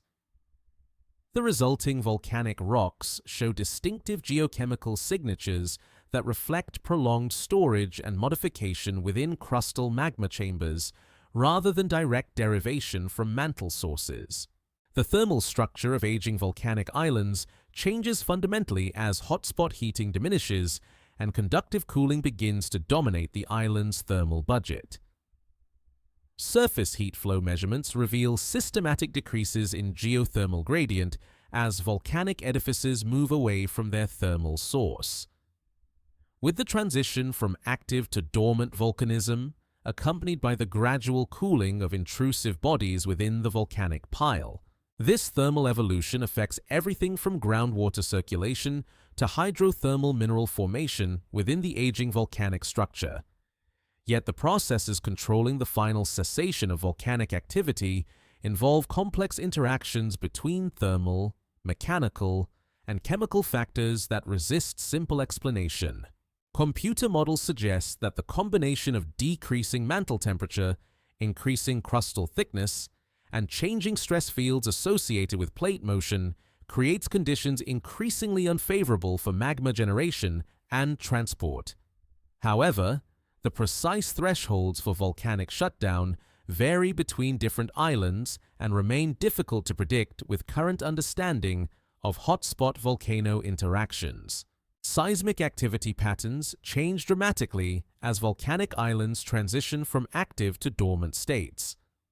The deep harmonic tremor that characterizes active magma transport systems gradually diminishes and eventually disappears as magma supply from depth ceases. Shallow earthquake swarms associated with cooling and contraction of intrusive bodies replace the deeper seismicity patterns typical of active volcanism, creating distinctive seismic signatures that record the structural adjustments accompanying volcanic shutdown.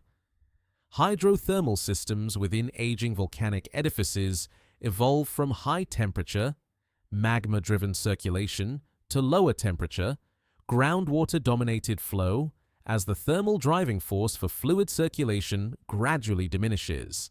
Hot springs and fumaroles that once discharged volcanic gases and high-temperature fluids transition to cooler groundwater seeps with chemical compositions reflecting water-rock interaction rather than direct magmatic input.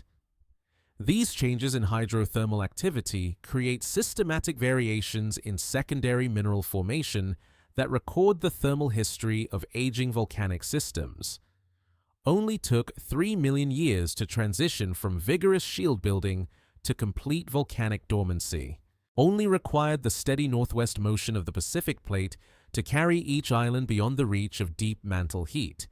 Only needed the patient cooling of intrusive magma bodies to transform active volcanic systems into geological monuments to past thermal activity. The process unfolds with the inexorable rhythm of planetary cooling, following thermodynamic principles established during Earth's earliest differentiation. Gravitational adjustments accompany the thermal evolution of aging volcanic islands as the buoyant support provided by hot, low-density magma bodies diminishes with cooling and crystallization. Intrusive complexes that remained partially molten during active volcanism gradually solidify and contract, creating subsidence patterns that can be detected through precise geodetic measurements. These structural adjustments continue for millions of years after surface volcanic activity ceases, reflecting the long timescales required for complete thermal equilibration of large igneous systems. Erosional processes accelerate as volcanic construction rates decline and eventually cease, marking the beginning of the destructional phase of volcanic island evolution. Without continued volcanic resurfacing to counteract erosional removal, weathering and mass wasting begin to sculpt the volcanic landscape according to the structural weaknesses inherited from the construction phase. Valley systems develop along zones of weakness created by volcanic rift zones and intrusive dike complexes, creating the distinctive radial drainage patterns characteristic of eroded volcanic islands. Post-erosional volcanism represents a final phase of volcanic activity that occurs millions of years after the main shield-building episode, when islands have moved far beyond the hotspot's immediate influence. These rejuvenated eruptions produce small volumes of highly alkalic magma with distinctive trace element signatures that reflect melting of lithospheric mantle sources rather than the deep mantle plume responsible for shield construction. The mechanisms triggering post-erosional volcanism remain controversial, with proposed explanations including lithospheric flexure, secondary convection, and metasomatic enrichment of mantle sources. Magnetic secular variation recorded in late-stage volcanic rocks provides detailed records of geomagnetic field behavior during the transition from active to dormant volcanism. The decreasing frequency of volcanic eruptions creates temporal gaps in the paleomagnetic record.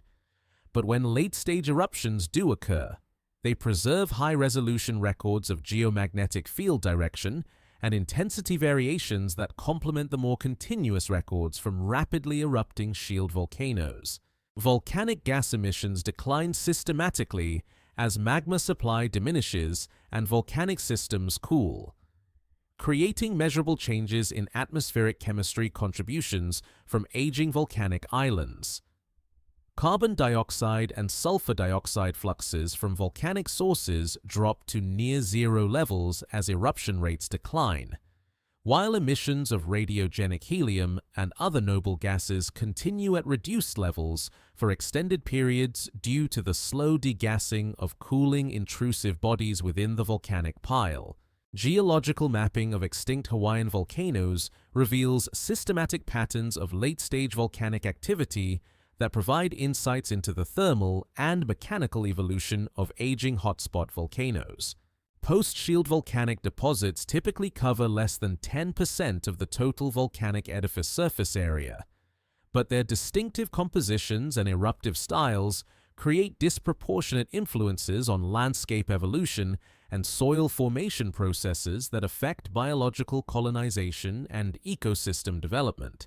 Scientific monitoring of dormant volcanic systems requires different observational strategies than those used for active volcanoes, focusing on detection of subtle changes in thermal, chemical, and structural properties that might indicate renewed volcanic activity.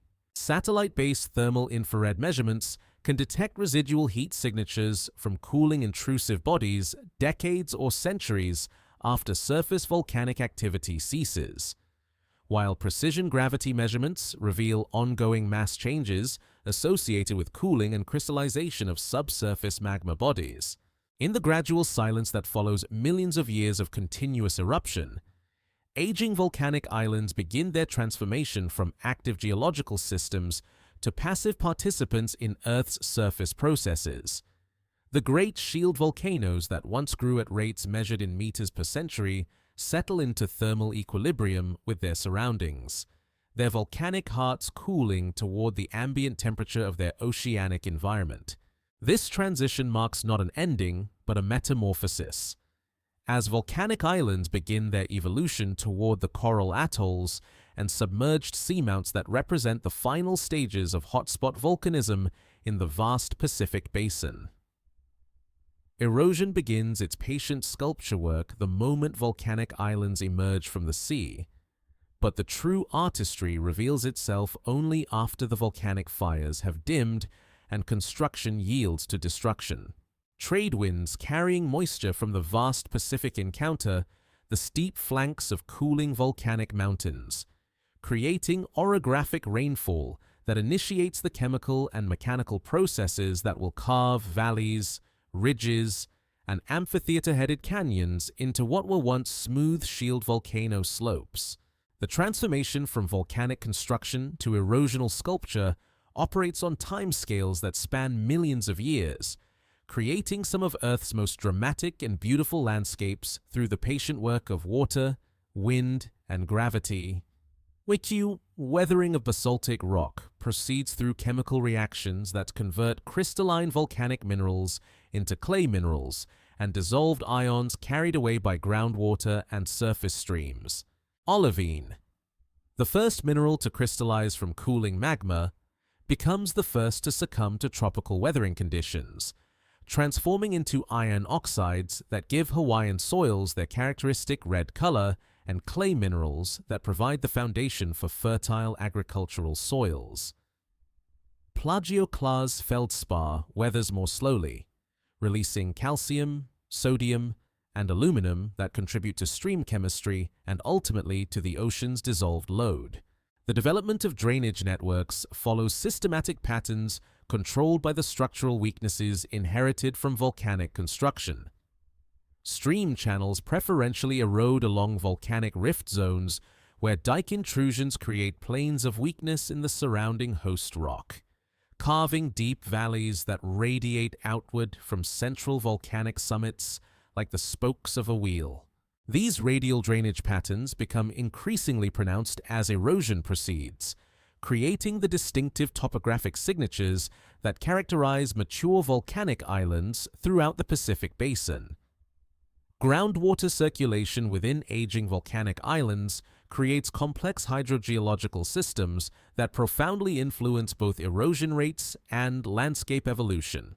High permeability volcanic deposits allow rapid infiltration of rainfall, creating substantial groundwater flow that emerges as springs along coastlines and valley bottoms.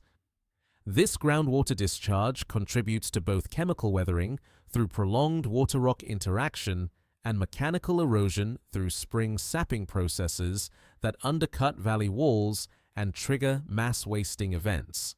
Yet the rates and patterns of erosional landscape evolution depend on complex interactions between climate, geology, and biological factors that resist simple prediction. Computer models of landscape evolution suggest that erosion rates depend non-linearly on rainfall intensity, with modest increases in precipitation causing disproportionate increases in erosional efficiency. The steep topography of volcanic islands creates positive feedbacks between elevation and rainfall that accelerate erosion on windward slopes, while leaving leeward areas relatively protected from erosional modification. Valley systems develop through headward erosion processes that gradually extend stream networks upslope toward volcanic summits, creating amphitheater-headed valleys characteristic of Hawaiian and other oceanic volcanic islands. These valley heads advance through a combination of surface water erosion and groundwater sapping, with spring discharge undercutting valley walls and triggering rockfalls and landslides that widen and deepen the erosional features. The process creates spectacular hanging valleys where tributary streams cascade as waterfalls into main valley systems.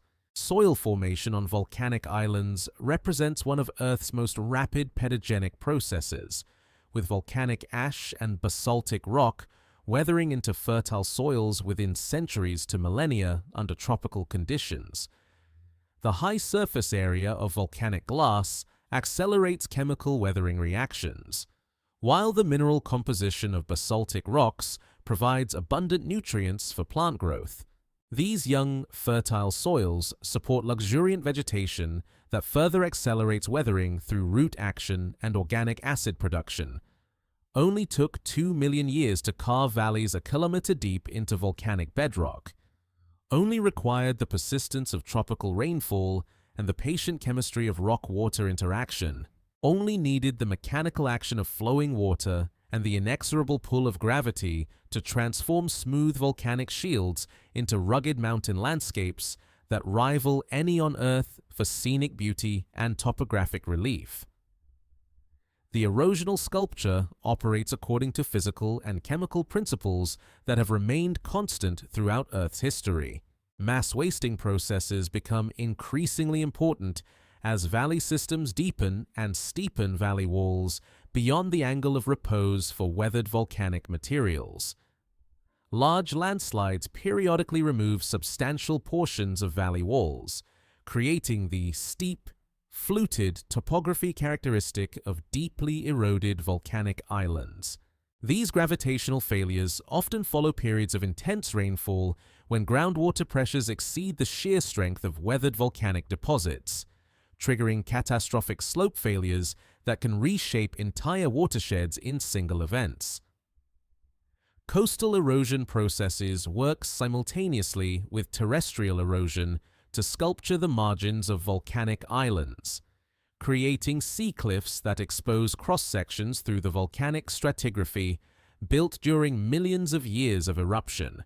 Wave action undercuts coastal volcanic deposits, triggering cliff retreat that can exceed several meters per century along exposed coastlines. The resistance of different volcanic units to wave erosion creates complex coastline geometries that reflect the internal structure of volcanic edifices. Stream power calculations reveal the enormous erosional energy available to tropical island watersheds, where steep gradients and intense rainfall combine to create some of Earth's highest rates of mechanical erosion per unit drainage area. Hawaiian streams can transport sediment loads that exceed those of much larger continental rivers, carrying the detritus of volcanic mountains to the surrounding ocean at rates that measurably contribute to marine sedimentation patterns across the Pacific Basin. Biological factors significantly influence erosion rates and landscape evolution patterns on volcanic islands through both protective and accelerative effects on weathering and mass movement processes. Vegetation cover reduces surface erosion by protecting soil from raindrop impact and binding soil particles with root systems, but also accelerates chemical weathering through organic acid production and enhances mechanical weathering through root wedging and tree throw processes during storms. Tropical cyclones periodically subject volcanic islands to extreme rainfall and wind conditions that trigger landscape-scale erosional events capable of removing substantial amounts of material in single storms.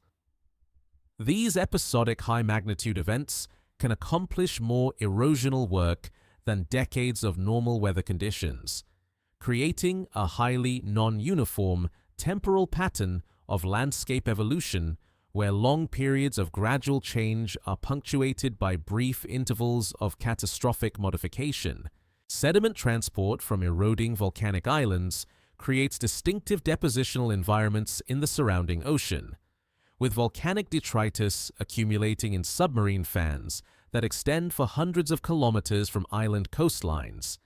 The composition of these marine sediments preserves detailed records of volcanic island erosion history, providing insights into past climate conditions and erosion rates that extend far beyond the timescales of direct observation. Scientific monitoring of erosion processes on volcanic islands employs a wide range of techniques from traditional stream gauging to sophisticated satellite-based measurements of topographic change over time. Digital elevation models derived from repeat aerial photography and satellite imagery reveal patterns of landscape change that operate too slowly for direct observation, but can be detected through precision measurements accumulated over decades of systematic monitoring. In the endless contest between volcanic construction and erosional destruction, weathering and erosion gradually gain the upper hand as volcanic islands age and move away from their hotspot source. The patient work of chemical weathering and mechanical erosion transforms volcanic mountains into deeply dissected landscapes of extraordinary beauty and complexity, creating the dramatic topography that characterizes mature oceanic islands throughout the world's ocean basins. This transition from construction to destruction represents one of the fundamental cycles of geological time, demonstrating that even the most massive volcanic edifices eventually succumb to the persistent action of Earth's surface processes. Life finds its floating gardens on these isolated volcanic platforms, beginning the slow colonization of sterile rock with organisms carried by wind, ocean current, and the occasional wandering bird across thousands of kilometers of open Pacific water. The arrival of the first colonists represents one of biology's most remarkable dispersal achievements, with seeds, spores, insects, and small vertebrates successfully crossing oceanic barriers that would seem impossible to breach. Each successful colonization event becomes the founding population for evolutionary radiations that will eventually create endemic species found nowhere else on Earth. Wind-dispersed propagules arrive first, carried in the jet streams and trade wind systems that circle the globe at altitudes where atmospheric circulation can transport microscopic organisms across entire ocean basins. Bacterial spores and fungal conidia travel as aerial plankton, surviving the ultraviolet radiation and desiccation of high-altitude transport to establish the first biological communities on fresh volcanic surfaces. These pioneer microorganisms begin the process of soil formation by secreting organic acids that accelerate the chemical weathering of basaltic rock into clay minerals and dissolved nutrients. Ocean currents deliver larger propagules in the form of seeds and small arthropods that survive extended periods of saltwater immersion during their transoceanic journeys. Coconuts represent the most famous example of oceanic dispersal, with their fibrous husks providing both buoyancy and protection for viable embryos that can germinate after months of floating in seawater. Less obvious but equally important are the tiny seeds of coastal plants that arrive mixed with floating debris, establishing the strand vegetation that provides habitat for subsequent colonizers. Birds serve as inadvertent transport vectors for numerous organisms, carrying seeds in their digestive systems, mud containing invertebrate eggs on their feet, and small arthropods hidden in their feathers across oceanic distances that would otherwise represent insurmountable barriers to dispersal.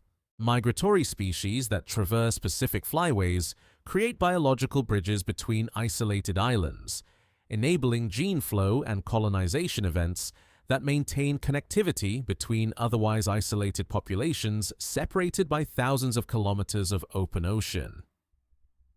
Yet the establishment of viable populations from these long-distance dispersal events involves overcoming numerous biological and ecological challenges that result in extremely low colonization success rates.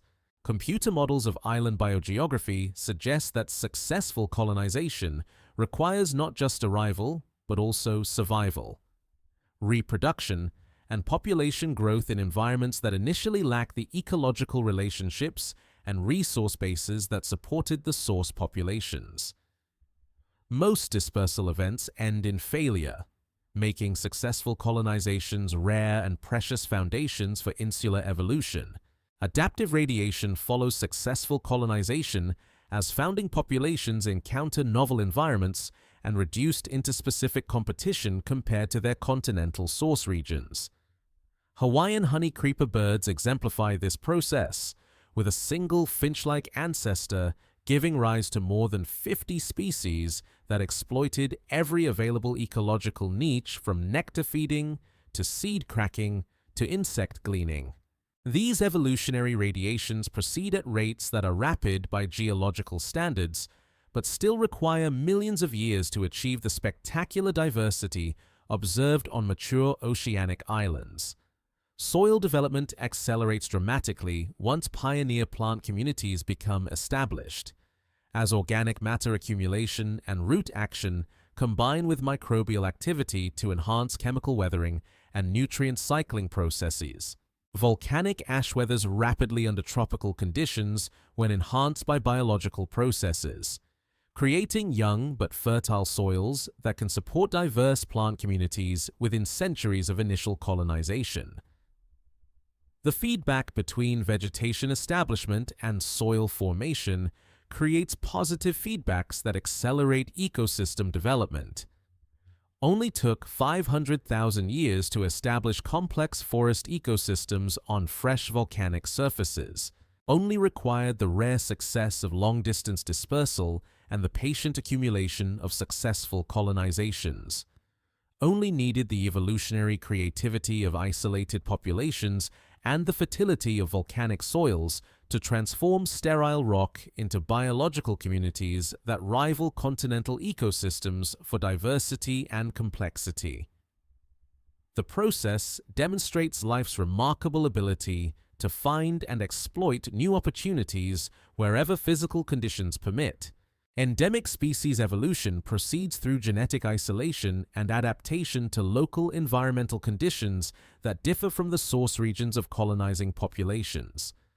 Hawaiian silver sword plants demonstrate this process spectacularly, with bog species, desert species, and rainforest species all derived from a single tarweed ancestor that arrived from North America and subsequently radiated into nearly 30 species, adapted to every major habitat type present on the volcanic islands. Pollination networks develop as both plants and their pollinators successfully colonize oceanic islands, creating complex ecological interactions that often involve species combinations never found in continental environments. Hawaiian native plants evolved relationships with native Hawaiian hoary bats and endemic moths that created unique pollination systems, while later human introductions disrupted these relationships and created novel interactions between native plants and introduced pollinators from around the world. Marine ecosystems around volcanic islands develop through the colonization of coral larvae and fish propagules that arrive via ocean currents from established reef systems hundreds or thousands of kilometers away. Coral reef development requires specific environmental conditions, including clear water, appropriate temperatures, and hard substrate for attachment, conditions that develop gradually as volcanic islands mature and coastal erosion creates the carbonate platforms necessary for extensive reef growth. Freshwater ecosystems emerge as valley systems develop and create permanent streams and ponds that can support aquatic organisms. The colonization of freshwater habitats represents an even greater dispersal challenge than terrestrial environments, as most freshwater organisms cannot survive saltwater exposure during oceanic transport. Successful freshwater colonizations often involve species with drought-resistant life stages or the rare transport of viable propagules by birds carrying mud containing dormant eggs or larvae, extinction processes operate alongside colonization and speciation to determine the final composition of insular biotas, with species loss rates often exceeding colonization rates as islands mature and develop more complex ecological communities. Competitive exclusion, predation, and habitat modification by later arrivals can drive earlier colonists to extinction, creating turnover in species composition that continues throughout the geological lifetime of oceanic islands. Human arrival represents the most recent and dramatic colonization event in the biological history of oceanic islands, bringing with it an unprecedented wave of intentional and accidental species introductions that fundamentally alter insular ecosystems. Polynesian colonization of Hawaii introduced pigs, dogs, taro, and numerous other species that began the anthropogenic transformation of native ecosystems, while subsequent European and Asian immigration accelerated these changes and introduced thousands of additional species.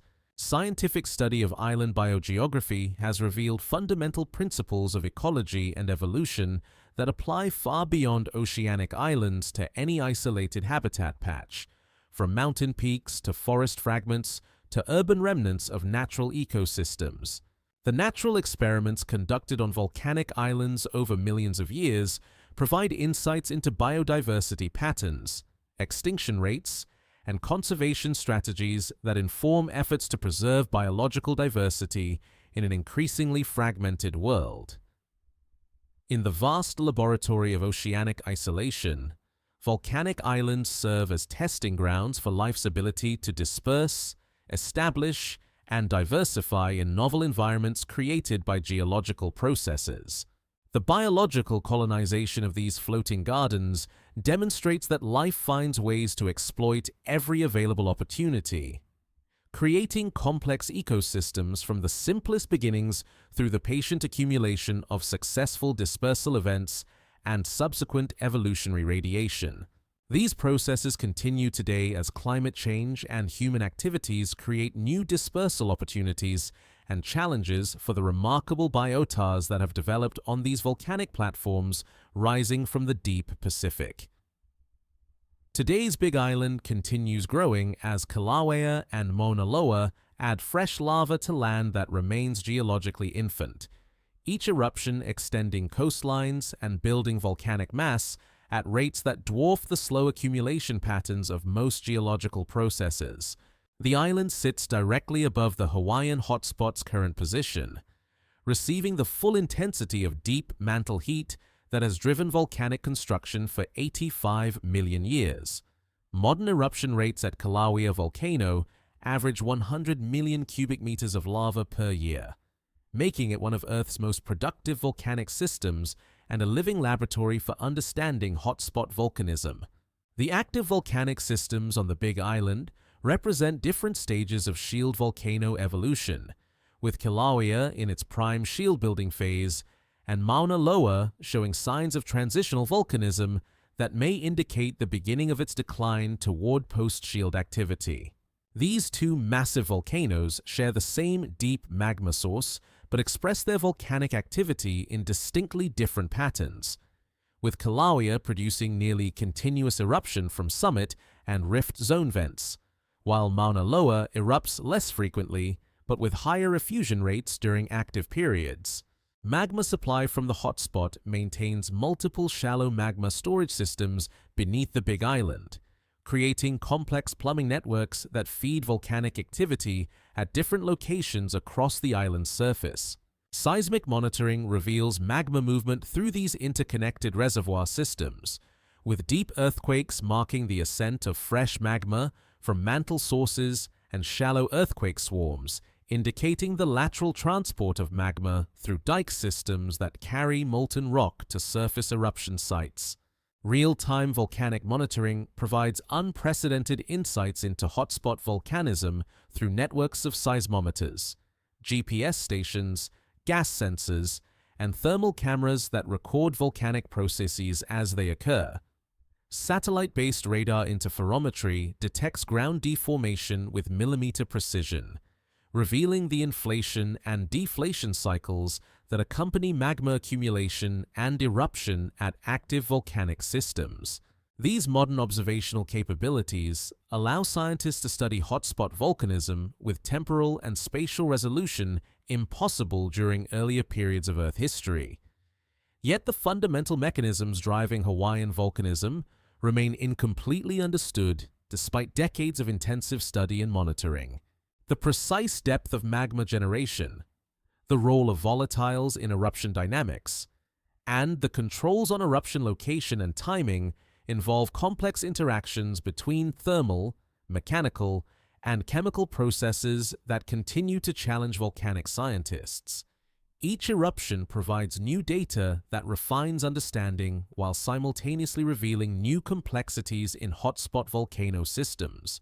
Lava chemistry from recent eruptions preserves chemical signatures of the deep mantle source that feeds Hawaiian volcanism, with trace element compositions and isotopic ratios providing insights into mantle structure and evolution over geological time. Helium isotope ratios in volcanic gases indicate derivation from primitive mantle sources that have remained isolated from surface recycling for billions of years, making Hawaiian volcanoes among the few surface expressions of Earth's deepest interior composition. Volcanic hazards on the Big Island reflect the ongoing intensity of hotspot volcanism, with lava flows, volcanic gases, and explosive eruptions creating risks that affect both local communities and global atmospheric chemistry. Volcanic sulfur dioxide emissions during large eruptions create acidic volcanic smog that affects air quality across the Hawaiian island chain, while lava flows periodically destroy infrastructure and reshape coastlines through the addition of new land to existing shorelines. Only took 40,000 years to build the current subaerial portion of the Big Island. Only requires the continued intensity of deep mantle heat and the persistent transport of magma through dozens of kilometers of oceanic lithosphere. Only needs the ongoing northwest motion of the Pacific Plate to maintain the Big Island's position above the hotspot's thermal maximum for several million more years of sustained volcanic construction. The process demonstrates that geological construction can proceed at rates comparable to human engineering projects when driven by sufficient thermal energy. Submarine volcanism around the Big Island extends the zone of active hotspot volcanism far beyond the subaerial volcanic systems, with underwater eruptions building volcanic cones and extending lava flows across hundreds of square kilometers of seafloor.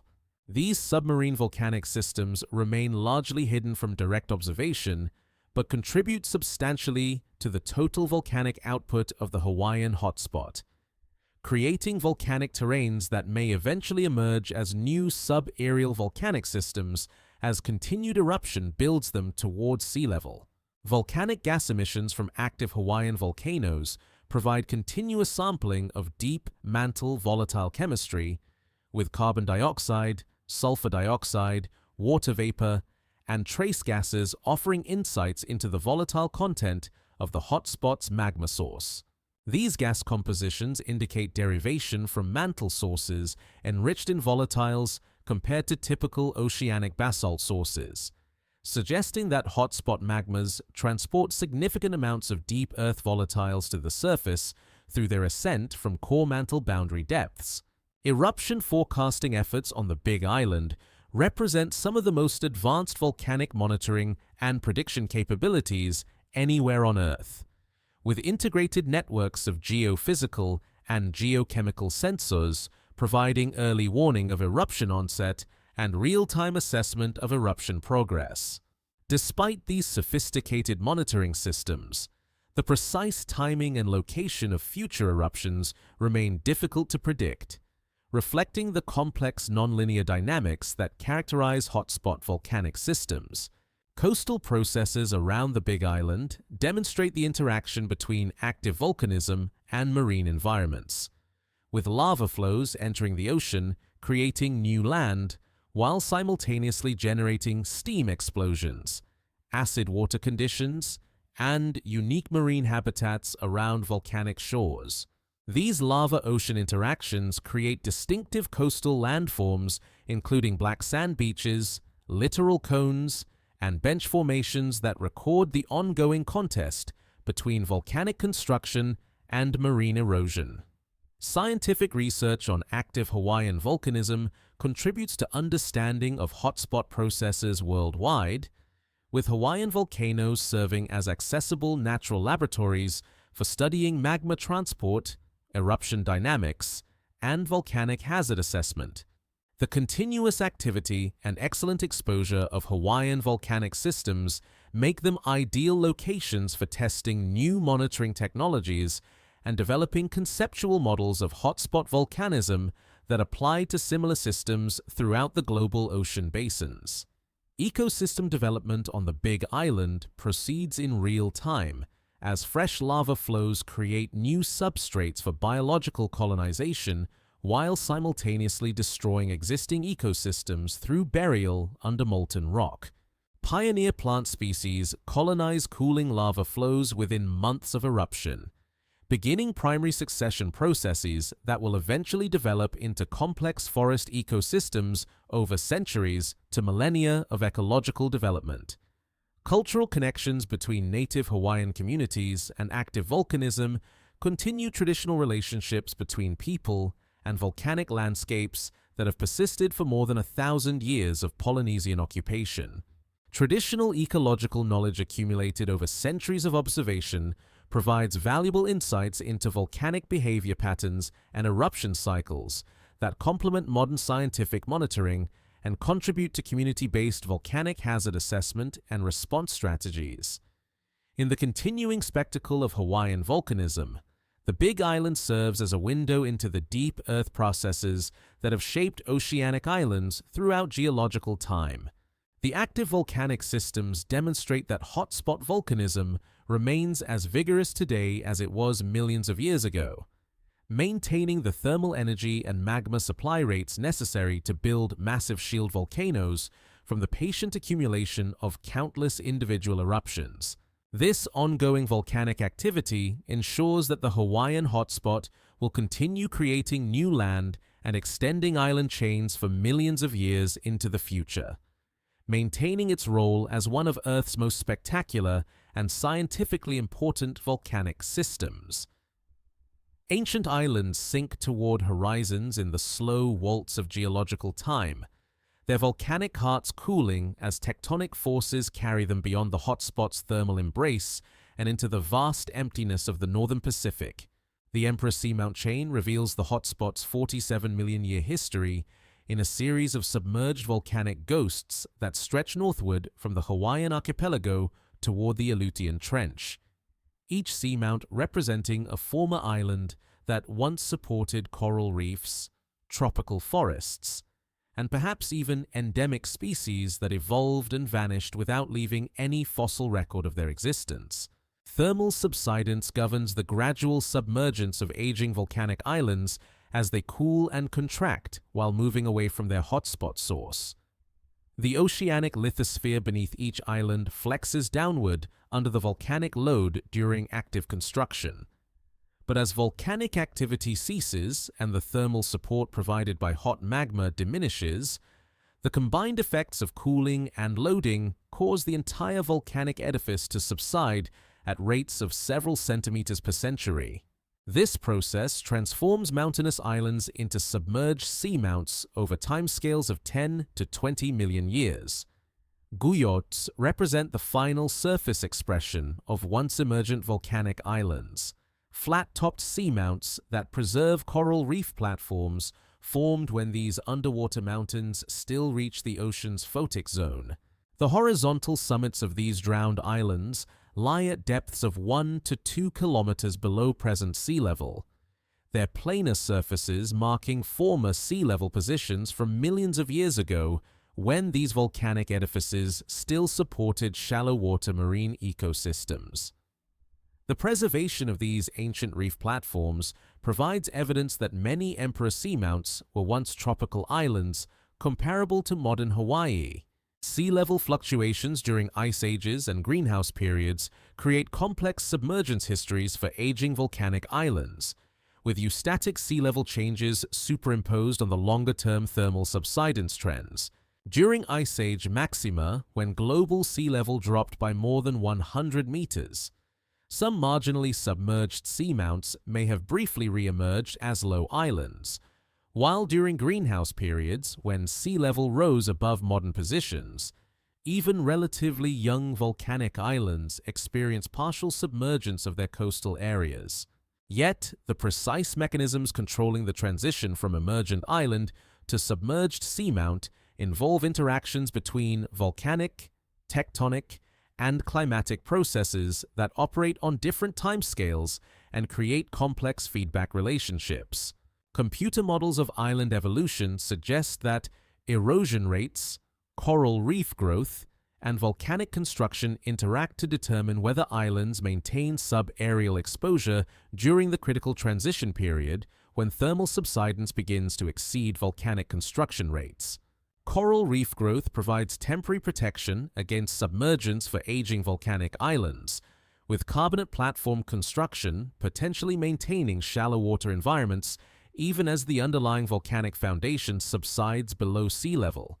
However, the rate of coral growth must exceed the combined effects of thermal subsidence and eustatic sea level rise to prevent drowning, a delicate balance that depends on environmental conditions, including water temperature, nutrient levels, and sedimentation rates around the aging volcanic island. Sediment accumulation around submerging volcanic islands creates thick sequences of marine deposits that bury the volcanic foundations beneath layers of pelagic ooze, volcanic ash, and reworked carbonate materials. These sedimentary sequences preserve detailed records of island evolution, climate history, and ocean circulation patterns that extend back millions of years, providing archives of environmental change that are otherwise unavailable from purely terrestrial or shallow marine deposits. Only took 20 million years to transform tropical islands into kilometer-deep seamounts. Only required the patient cooling of volcanic systems and the inexorable northwest motion of the Pacific Plate to carry entire mountain ranges beneath the ocean's surface. Only needed the slow accumulation of thermal subsidence and the occasional assistance of rising sea levels to complete the submergence of volcanic edifices that once rivaled the modern Hawaiian Islands for biological diversity and scenic grandeur. Gravitational anomalies reveal the presence of submerged volcanic masses through subtle variations in Earth's gravity field that can be detected by satellite-based measurements and shipboard gravimeters. The dense basaltic cores of drowned volcanic islands create positive gravity anomalies that contrast with the lower density of surrounding oceanic crust, providing a geophysical fingerprint that allows mapping of buried volcanic structures even when they lie beneath thick sedimentary covers.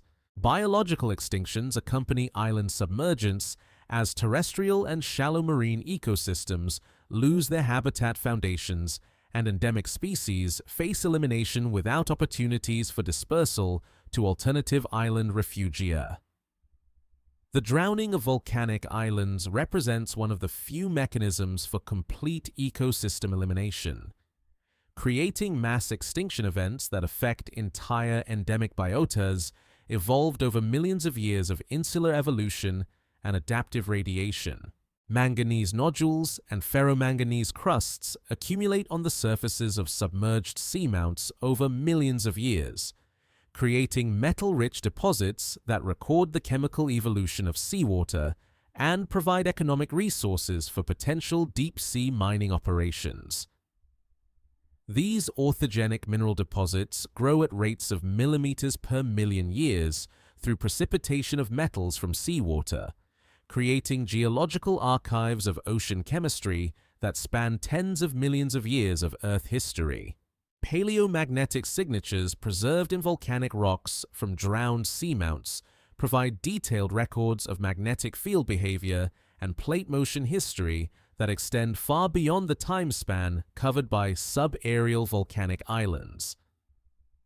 The magnetic anomalies created by seamount volcanic rocks contribute to regional magnetic field patterns that allow reconstruction of Pacific plate motion and hotspot track geometry over the past 85 million years.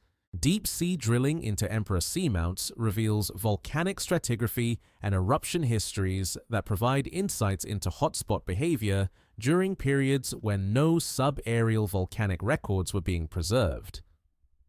Core samples from these drilling expeditions contain volcanic rocks with ages and compositions that bridge gaps in the hotspot's eruptive record, providing more complete understanding of long-term variations in hotspot intensity and magma composition. Scientific mapping of the Emperor seamount chain reveals systematic changes in seamount morphology and spacing that reflect variations in Pacific plate velocity and hotspot intensity over the past 47 million years. The seamounts become progressively smaller and more widely spaced toward the north, indicating decreased volcanic productivity and increased plate velocity during the Oligocene and Miocene periods when these older portions of the hotspot track were being constructed. Hydrothermal activity persists on some submerged seamounts long after volcanic activity ceases, with residual heat from cooling intrusive bodies driving low-temperature water circulation that supports unique deep-sea biological communities. These fossil hydrothermal systems preserve evidence of past high-temperature activity while continuing to provide chemical energy for specialized ecosystems adapted to the stable environmental conditions of deep seamount environments. Ocean circulation patterns around seamount chains create complex current systems that affect regional climate patterns and biological productivity across vast areas of the Pacific Basin. The topographic obstacles created by submerged volcanic mountains generate internal waves, upwelling zones, and mixing processes that influence nutrient distribution and primary productivity patterns throughout the water column above and around seamount features. In the deep twilight of the northern Pacific, where sunlight has never penetrated and where pressure measures in hundreds of atmospheres, the ghostly remnants of ancient Hawaiian islands continue their journey toward eventual destruction in the Aleutian subduction zone. These submerged mountains carry within their volcanic cores the complete record of hotspot evolution over nearly 50 million years, preserving in their drowned foundations the evidence of tropical islands that flourished and vanished long before humans evolved to witness the spectacular volcanic landscapes that characterize the modern Hawaiian archipelago. Loihi waits in submarine patience 22 miles southeast of the Big Island, the next Hawaiian island growing in darkness 975 meters below the ocean surface. This future island represents the hotspot's most recent creation, a volcanic edifice that has already achieved a height of 3,000 meters above the surrounding seafloor through 400,000 years of sustained underwater eruption. The seamount grows in the realm of eternal night, building its foundations through pillow lava accumulation and explosive interaction between molten basalt and frigid seawater at depths where pressure exceeds 100 atmospheres. The volcanic structure of Loihi differs markedly from the mature shield volcanoes visible above sea level, with steep-sided cones and deep summit craters reflecting the unique dynamics of high-pressure submarine volcanism. Explosive eruptions predominate over effusive flows due to the violent interaction between lava and seawater, creating pyroclastic deposits and fragmented volcanic materials that contrast sharply with the fluid lava flows characteristic of sub-aerial Hawaiian volcanism. These explosive processes build volcanic edifices with slopes approaching 30 degrees, much steeper than the gentle 5-degree flanks typical of emerged shield volcanoes. Hydrothermal activity around Loihi's summit creates some of the Pacific's most vigorous deep-sea hydrothermal systems, with hot springs discharging fluids at temperatures exceeding 200 degrees Celsius into the near-freezing deep ocean environment. These hydrothermal vents support unique biological communities that derive energy from chemosynthesis rather than photosynthesis, creating oases of life in the abyssal darkness that depend entirely on the chemical energy released by volcanic processes and water-rock interaction at high temperatures and pressures.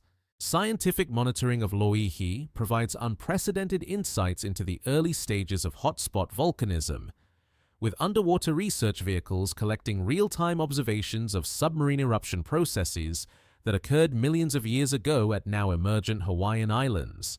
Seismic networks detect earthquake swarms that accompany magma intrusion and eruption at depths inaccessible to direct observation, while chemical analysis of volcanic gases and hydrothermal fluids reveals the composition of magmas derived directly from the hotspot's deep mantle source.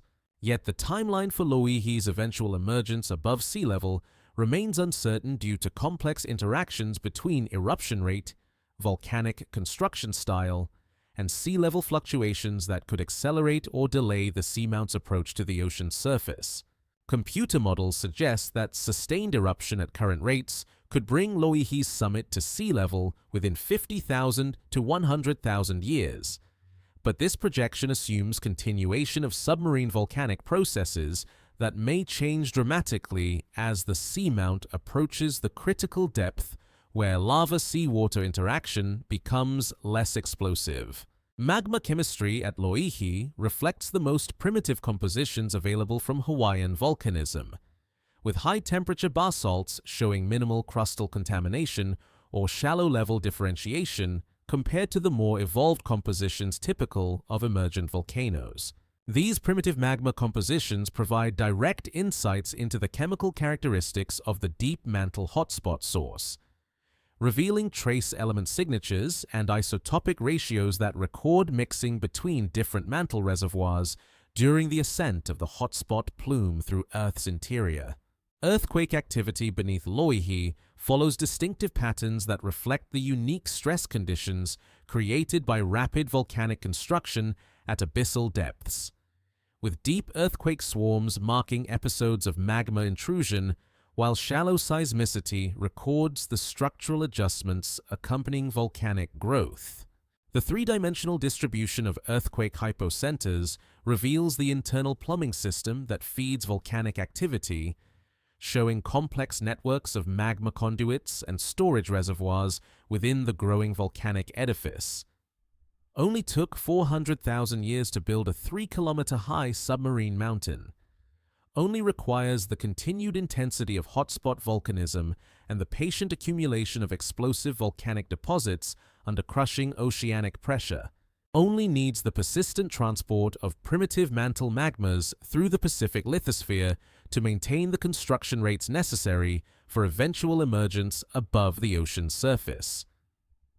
The process demonstrates that hotspot volcanism continues with undiminished vigor, maintaining the thermal energy necessary to create new volcanic islands from nothing but molten rock and geological time. Biological colonization of Loihi's hydrothermal systems occurs within years of vent activation, with larvae and spores dispersing through deep ocean currents to establish chemosynthetic communities around newly formed hot springs.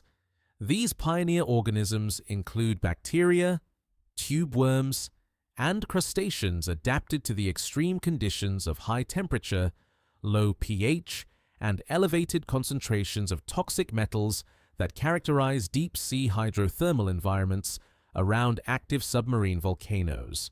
Volcanic gas emissions from Loihi provide direct sampling of deep mantle volatile compositions without the modifications imposed by shallow crustal processes that affect subaerial volcanism. Helium isotope ratios in hydrothermal fluids indicate derivation from primitive mantle sources with isotopic signatures that have remained unchanged since Earth's earliest differentiation, making Loihi one of the few accessible windows into the volatile chemistry of the planet's deep interior. Sediment accumulation around Loihi creates detailed archives of the seamount's volcanic history, with volcanic ash and debris flows preserving records of individual eruption events that can be dated and correlated with seismic activity detected by modern monitoring networks. These sedimentary sequences provide high-resolution chronologies of submarine volcanic activity that complement direct observations and extend understanding of seamount evolution beyond the limited time span of instrumental monitoring. Gravitational effects of Loihi's growing volcanic mass create measurable perturbations in the local gravity field that can be detected by precision gravimeters and satellite-based measurements. These gravitational anomalies reveal the three-dimensional structure of the volcanic edifice and provide estimates of total volcanic volume that would be impossible to obtain through surface mapping of the submerged seamount. Magnetic anomalies associated with Loihi's volcanic rocks create distinctive signatures in marine magnetic surveys that record both the timing of volcanic construction and the behavior of Earth's magnetic field during the seamount's 400,000-year growth history. The magnetic properties of submarine volcanic rocks differ from those of subaerial flows due to different cooling rates and oxidation conditions, creating distinctive magnetic signatures that can be used to distinguish submarine from emergent volcanic phases in older seamounts. Ocean circulation around Loihi generates complex flow patterns that affect heat and chemical transport away from the volcanic edifice, with the seamount's topography creating obstacles to deep ocean currents that generate turbulent mixing and enhanced heat transfer. These circulation effects extend the thermal and chemical influence of submarine volcanism far beyond the immediate vicinity of active vents, affecting deep-sea environmental conditions across hundreds of square kilometers of abyssal seafloor. Scientific drilling into Loihi's volcanic structure reveals the internal architecture of a growing hotspot volcano, with core samples providing insights into eruption processes, magma storage, and hydrothermal alteration that occurred during the submarine phase of volcanic construction. These drill cores contain volcanic rocks with compositions and textures that preserve detailed records of eruption conditions at pressures and depths that cannot be directly observed during volcanic activity. Future research on Loihi will provide crucial insights into the transition from submarine to emergent volcanism as the seamount approaches sea level over the next 50,000 to 100,000 years. Long-term monitoring of this transition will offer unprecedented opportunities to observe processes that occurred millions of years ago during the emergence of existing Hawaiian islands, providing natural experiments in volcanic island birth that cannot be replicated in laboratory or computational studies. In the crushing darkness of the deep Pacific, where no human has ever walked and where pressure would instantly destroy any surface-dwelling organism, Loihi continues its patient construction of Hawaii's newest island. The seamount represents the hotspot's unwavering commitment to volcanic creation, demonstrating that the same thermal energy that built the spectacular, emerged volcanoes of Hawaii continues operating with undiminished intensity in the perpetual night of the deep ocean. This future island grows grain by grain through processes that have operated unchanged for millions of years, building foundations that will eventually support coral reefs, tropical forests, and perhaps even human communities in the distant geological future. The hotspot's eternal stillness anchors itself in the deep mantle while continents drift and oceans open and close above, a geological constant that has maintained its fixed position for 85 million years of Earth's restless surface evolution.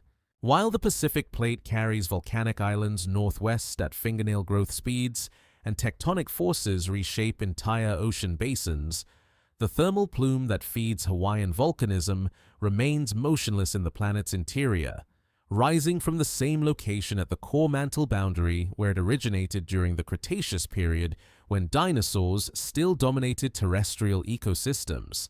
This permanence in Earth's interior represents one of the most stable features of our planet's dynamic system, a thermal lighthouse that has burned continuously through geological epochs that witnessed the extinction of dinosaurs, the rise of mammals, the formation and breakup of supercontinents, and the evolution of human civilization. The hotspot's constancy provides a fixed reference frame against which all other geological motion can be measured, creating the linear volcanic chains that serve as geological tape recorders, preserving the history of Pacific plate motion over nearly 100 million years. Seismic tomography reveals the hotspot's deep structure as a columnar thermal anomaly that extends from the Hawaiian Islands down through the entire mantle to the core mantle boundary 2,900 kilometers below the surface. This thermal conduit appears in seismic velocity maps as a zone of slower wave propagation, indicating rock temperatures several hundred degrees hotter than the surrounding mantle at equivalent depths. The plume's stability over geological timescales suggests that it taps a heat source at the base of the mantle that has remained active since the early stages of Earth's thermal evolution. Temperature estimates for the hotspot's deep source range from 1,500 to 1,800 degrees Celsius. Temperatures sufficient to maintain partial melting and buoyant ascent through the entire thickness of Earth's mantle. These extreme temperatures indicate that the hotspot draws energy from fundamental planetary heat sources, including radioactive decay of long-lived isotopes, residual heat from Earth's accretion and differentiation, and possibly latent heat released by crystallization at the inner core boundary, where iron solidifies under the enormous pressures of Earth's center. Yet, the ultimate energy source that has sustained the Hawaiian hotspot for 85 million years remains one of planetary science's enduring mysteries. The total heat output required to maintain continuous volcanic activity over such extended time periods exceeds what simple cooling models predict for mantle convection, suggesting that hotspots may tap energy sources not fully understood by current theories of planetary thermal evolution. Some researchers propose that radioactive heating within the deep mantle creates long-lived thermal instabilities, while others suggest that phase transitions or chemical reactions at extreme pressure contribute additional energy to hotspot systems. Chemical analysis of Hawaiian volcanic rocks reveals isotopic signatures that trace the hotspot's magma source to primitive mantle materials that have remained isolated from surface recycling processes for billions of years. Helium isotope ratios in Hawaiian basalts approach values characteristic of the primordial solar nebula, indicating that the hotspot preserves samples of Earth's original accretionary materials in reservoirs that have avoided mixing with recycled oceanic crust and continental materials throughout most of Earth's history. Theoretical models of mantle convection suggest that the Hawaiian hotspot represents one endpoint of a global circulation system that transports heat from Earth's core to its surface through a network of ascending thermal plumes and descending cold slabs. This planetary scale convection operates on timescales of hundreds of millions of years, with hotspots serving as the upwelling limbs of convection cells that span the entire mantle, thickness, and transport primordial materials from the deepest Earth to volcanic systems at the surface. Only took 85 million years to establish the most stable volcanic system on Earth's surface. Only required the persistence of deep mantle heat sources and the constancy of planetary thermal gradients to maintain continuous magma production through nearly 100 million years of surface geological change. Only needed the fixed geometry of core mantle boundary conditions to anchor a thermal plume while tectonic plates drifted thousands of kilometers across the hotspot's stationary thermal influence. The process demonstrates that Earth's deepest interior operates according to physical principles that transcend the timescales of surface change. Gravitational effects of the hotspot's thermal structure create subtle but measurable variations in Earth's gravity field that can be detected by precision measurements from orbiting satellites. The lower density of hot mantle rock within the ascending thermal plume generates negative gravity anomalies that extend from the surface volcanic systems down through the entire mantle column, providing geophysical evidence for the hotspot's deep structure that complements seismic tomography and geochemical analysis. Magnetic field variations associated with the hotspot reflect the influence of high-temperature conditions on the magnetic properties of mantle minerals, with thermal effects reducing the magnetic susceptibility of rocks within the ascending plume. These magnetic anomalies create distinctive patterns in regional magnetic surveys that can be used to map the hotspot's thermal influence even in areas where volcanic activity has not yet reached the surface. Global positioning measurements demonstrate that the hotspot's fixed position serves as a stable reference frame for measuring Pacific plate motion with millimeter precision over time periods spanning decades. The Hawaiian Islands move northwest at rates that precisely match the predicted velocity of Pacific plate motion calculated from magnetic anomaly patterns and transform fault geometries, providing direct confirmation that hotspots remain stationary while tectonic plates move over them. Comparative studies of hotspots worldwide reveal that the Hawaiian system represents one of the most long-lived and productive thermal plumes on Earth, with volcanic output rates and chemical signatures that distinguish it from shorter-lived or less vigorous hotspot systems in other ocean basins. The hotspot's exceptional longevity and productivity suggests that it taps unusually hot or chemically distinct source materials in the deep mantle, possibly related to the thermal and chemical boundary conditions at the core mantle interface. Scientific monitoring of the hotspot's current activity provides insights into thermal plume behavior that extend understanding beyond the geological record preserved in ancient volcanic rocks. Real-time measurements of eruption rates, gas compositions, and thermal output allow calibration of hotspot models and provide baselines for interpreting past variations in volcanic activity recorded in the geological record of older volcanic islands. Climate effects of the hotspot's volcanic emissions have influenced atmospheric composition and global climate patterns over geological timescales, with periods of enhanced volcanic activity contributing sulfur dioxide, carbon dioxide, and volcanic ash to the atmosphere in quantities sufficient to affect global temperature and precipitation patterns. These climate impacts demonstrate that stationary hotspots can influence Earth system behavior far beyond their immediate volcanic effects. Future evolution of the Hawaiian hotspot will continue following the same physical principles that have governed its behavior for 85 million years, with thermal plume ascent, plate motion, and volcanic construction proceeding according to the inexorable laws of physics and chemistry that control planetary heat transport. The hotspot will continue creating new volcanic islands as long as thermal gradients in the deep mantle maintain the buoyancy necessary for continued plume ascent. Ocean basin evolution around the Hawaiian hotspot demonstrates the interaction between stationary thermal plumes and evolving tectonic boundary conditions, with changes in Pacific plate motion and regional stress fields affecting the surface expression of hotspot volcanism over geological time. These interactions create complex feedback relationships between deep mantle processes and surface tectonic evolution that influence the long-term behavior of both hotspot and plate motion systems.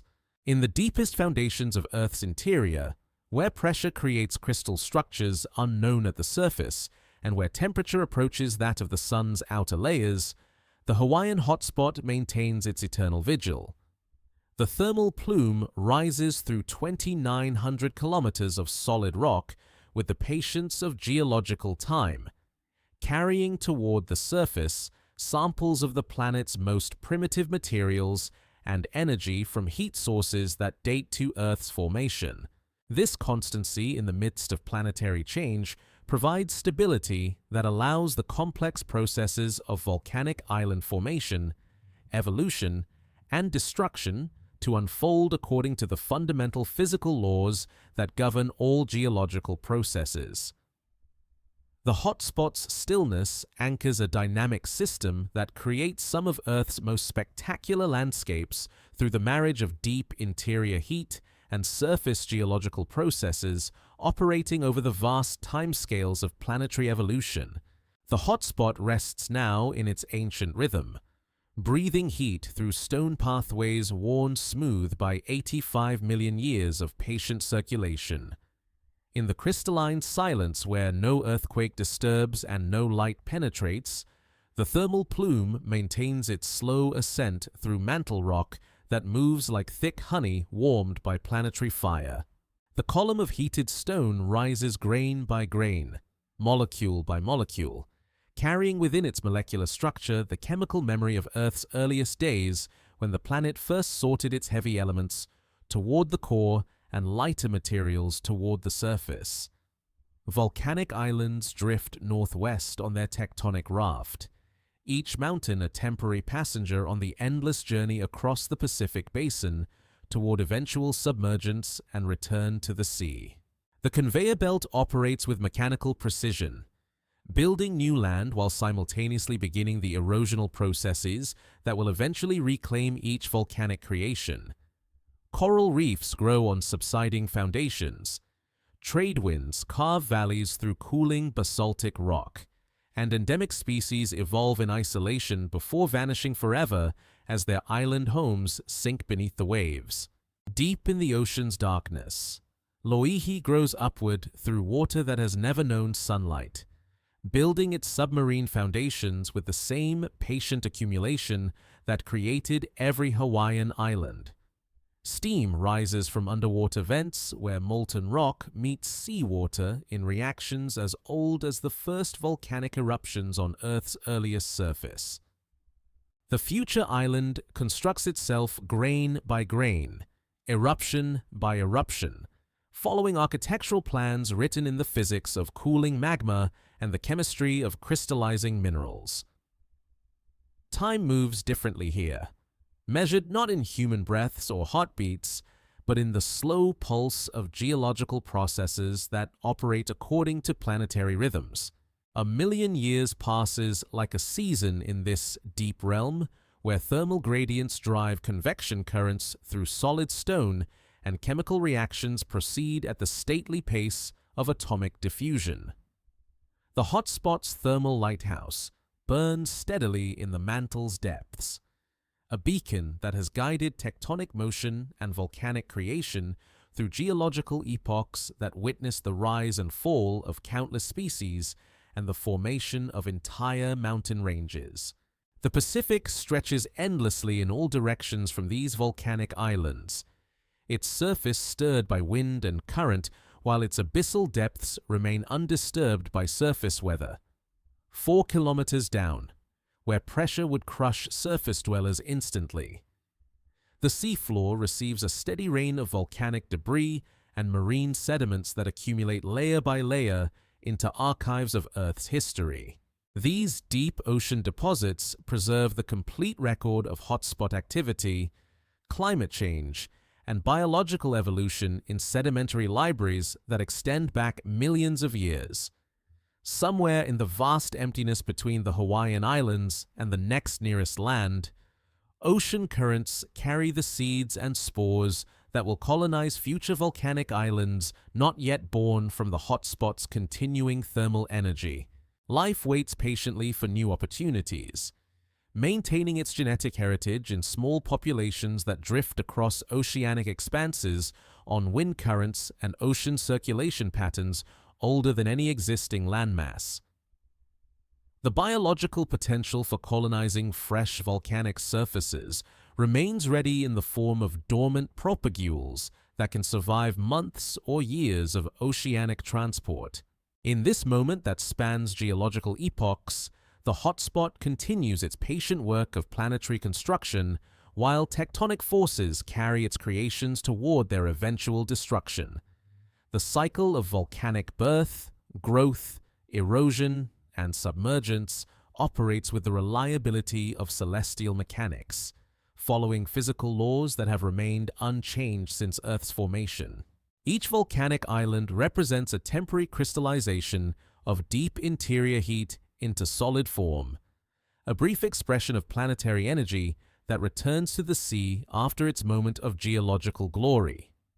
The thermal plume rises through mantle depths, where human time becomes meaningless, and geological processes unfold with the deliberate pace of planetary evolution. In the eternal stillness of these depths, where temperature and pressure create conditions found nowhere else in the solar system, the Hawaiian hotspot maintains its ancient rhythm of heat transport and volcanic creation. The deep Earth breathes slowly through this thermal conduit, exhaling its primordial heat through volcanic systems that build islands from nothing but molten stone and time. Sleep comes easily in these depths where motion ceases and thermal equilibrium approaches the perfect stillness of planetary rest. The hotspot dreams of future islands not yet born, of coral reefs that will grow on cooling volcanic foundations, of rainforests that will clothe mountain slopes built from accumulated lava flows. In the deep Earth's thermal embrace, all geological time converges into this single moment of perfect stillness, where creation and destruction balance in the eternal cycle of planetary evolution.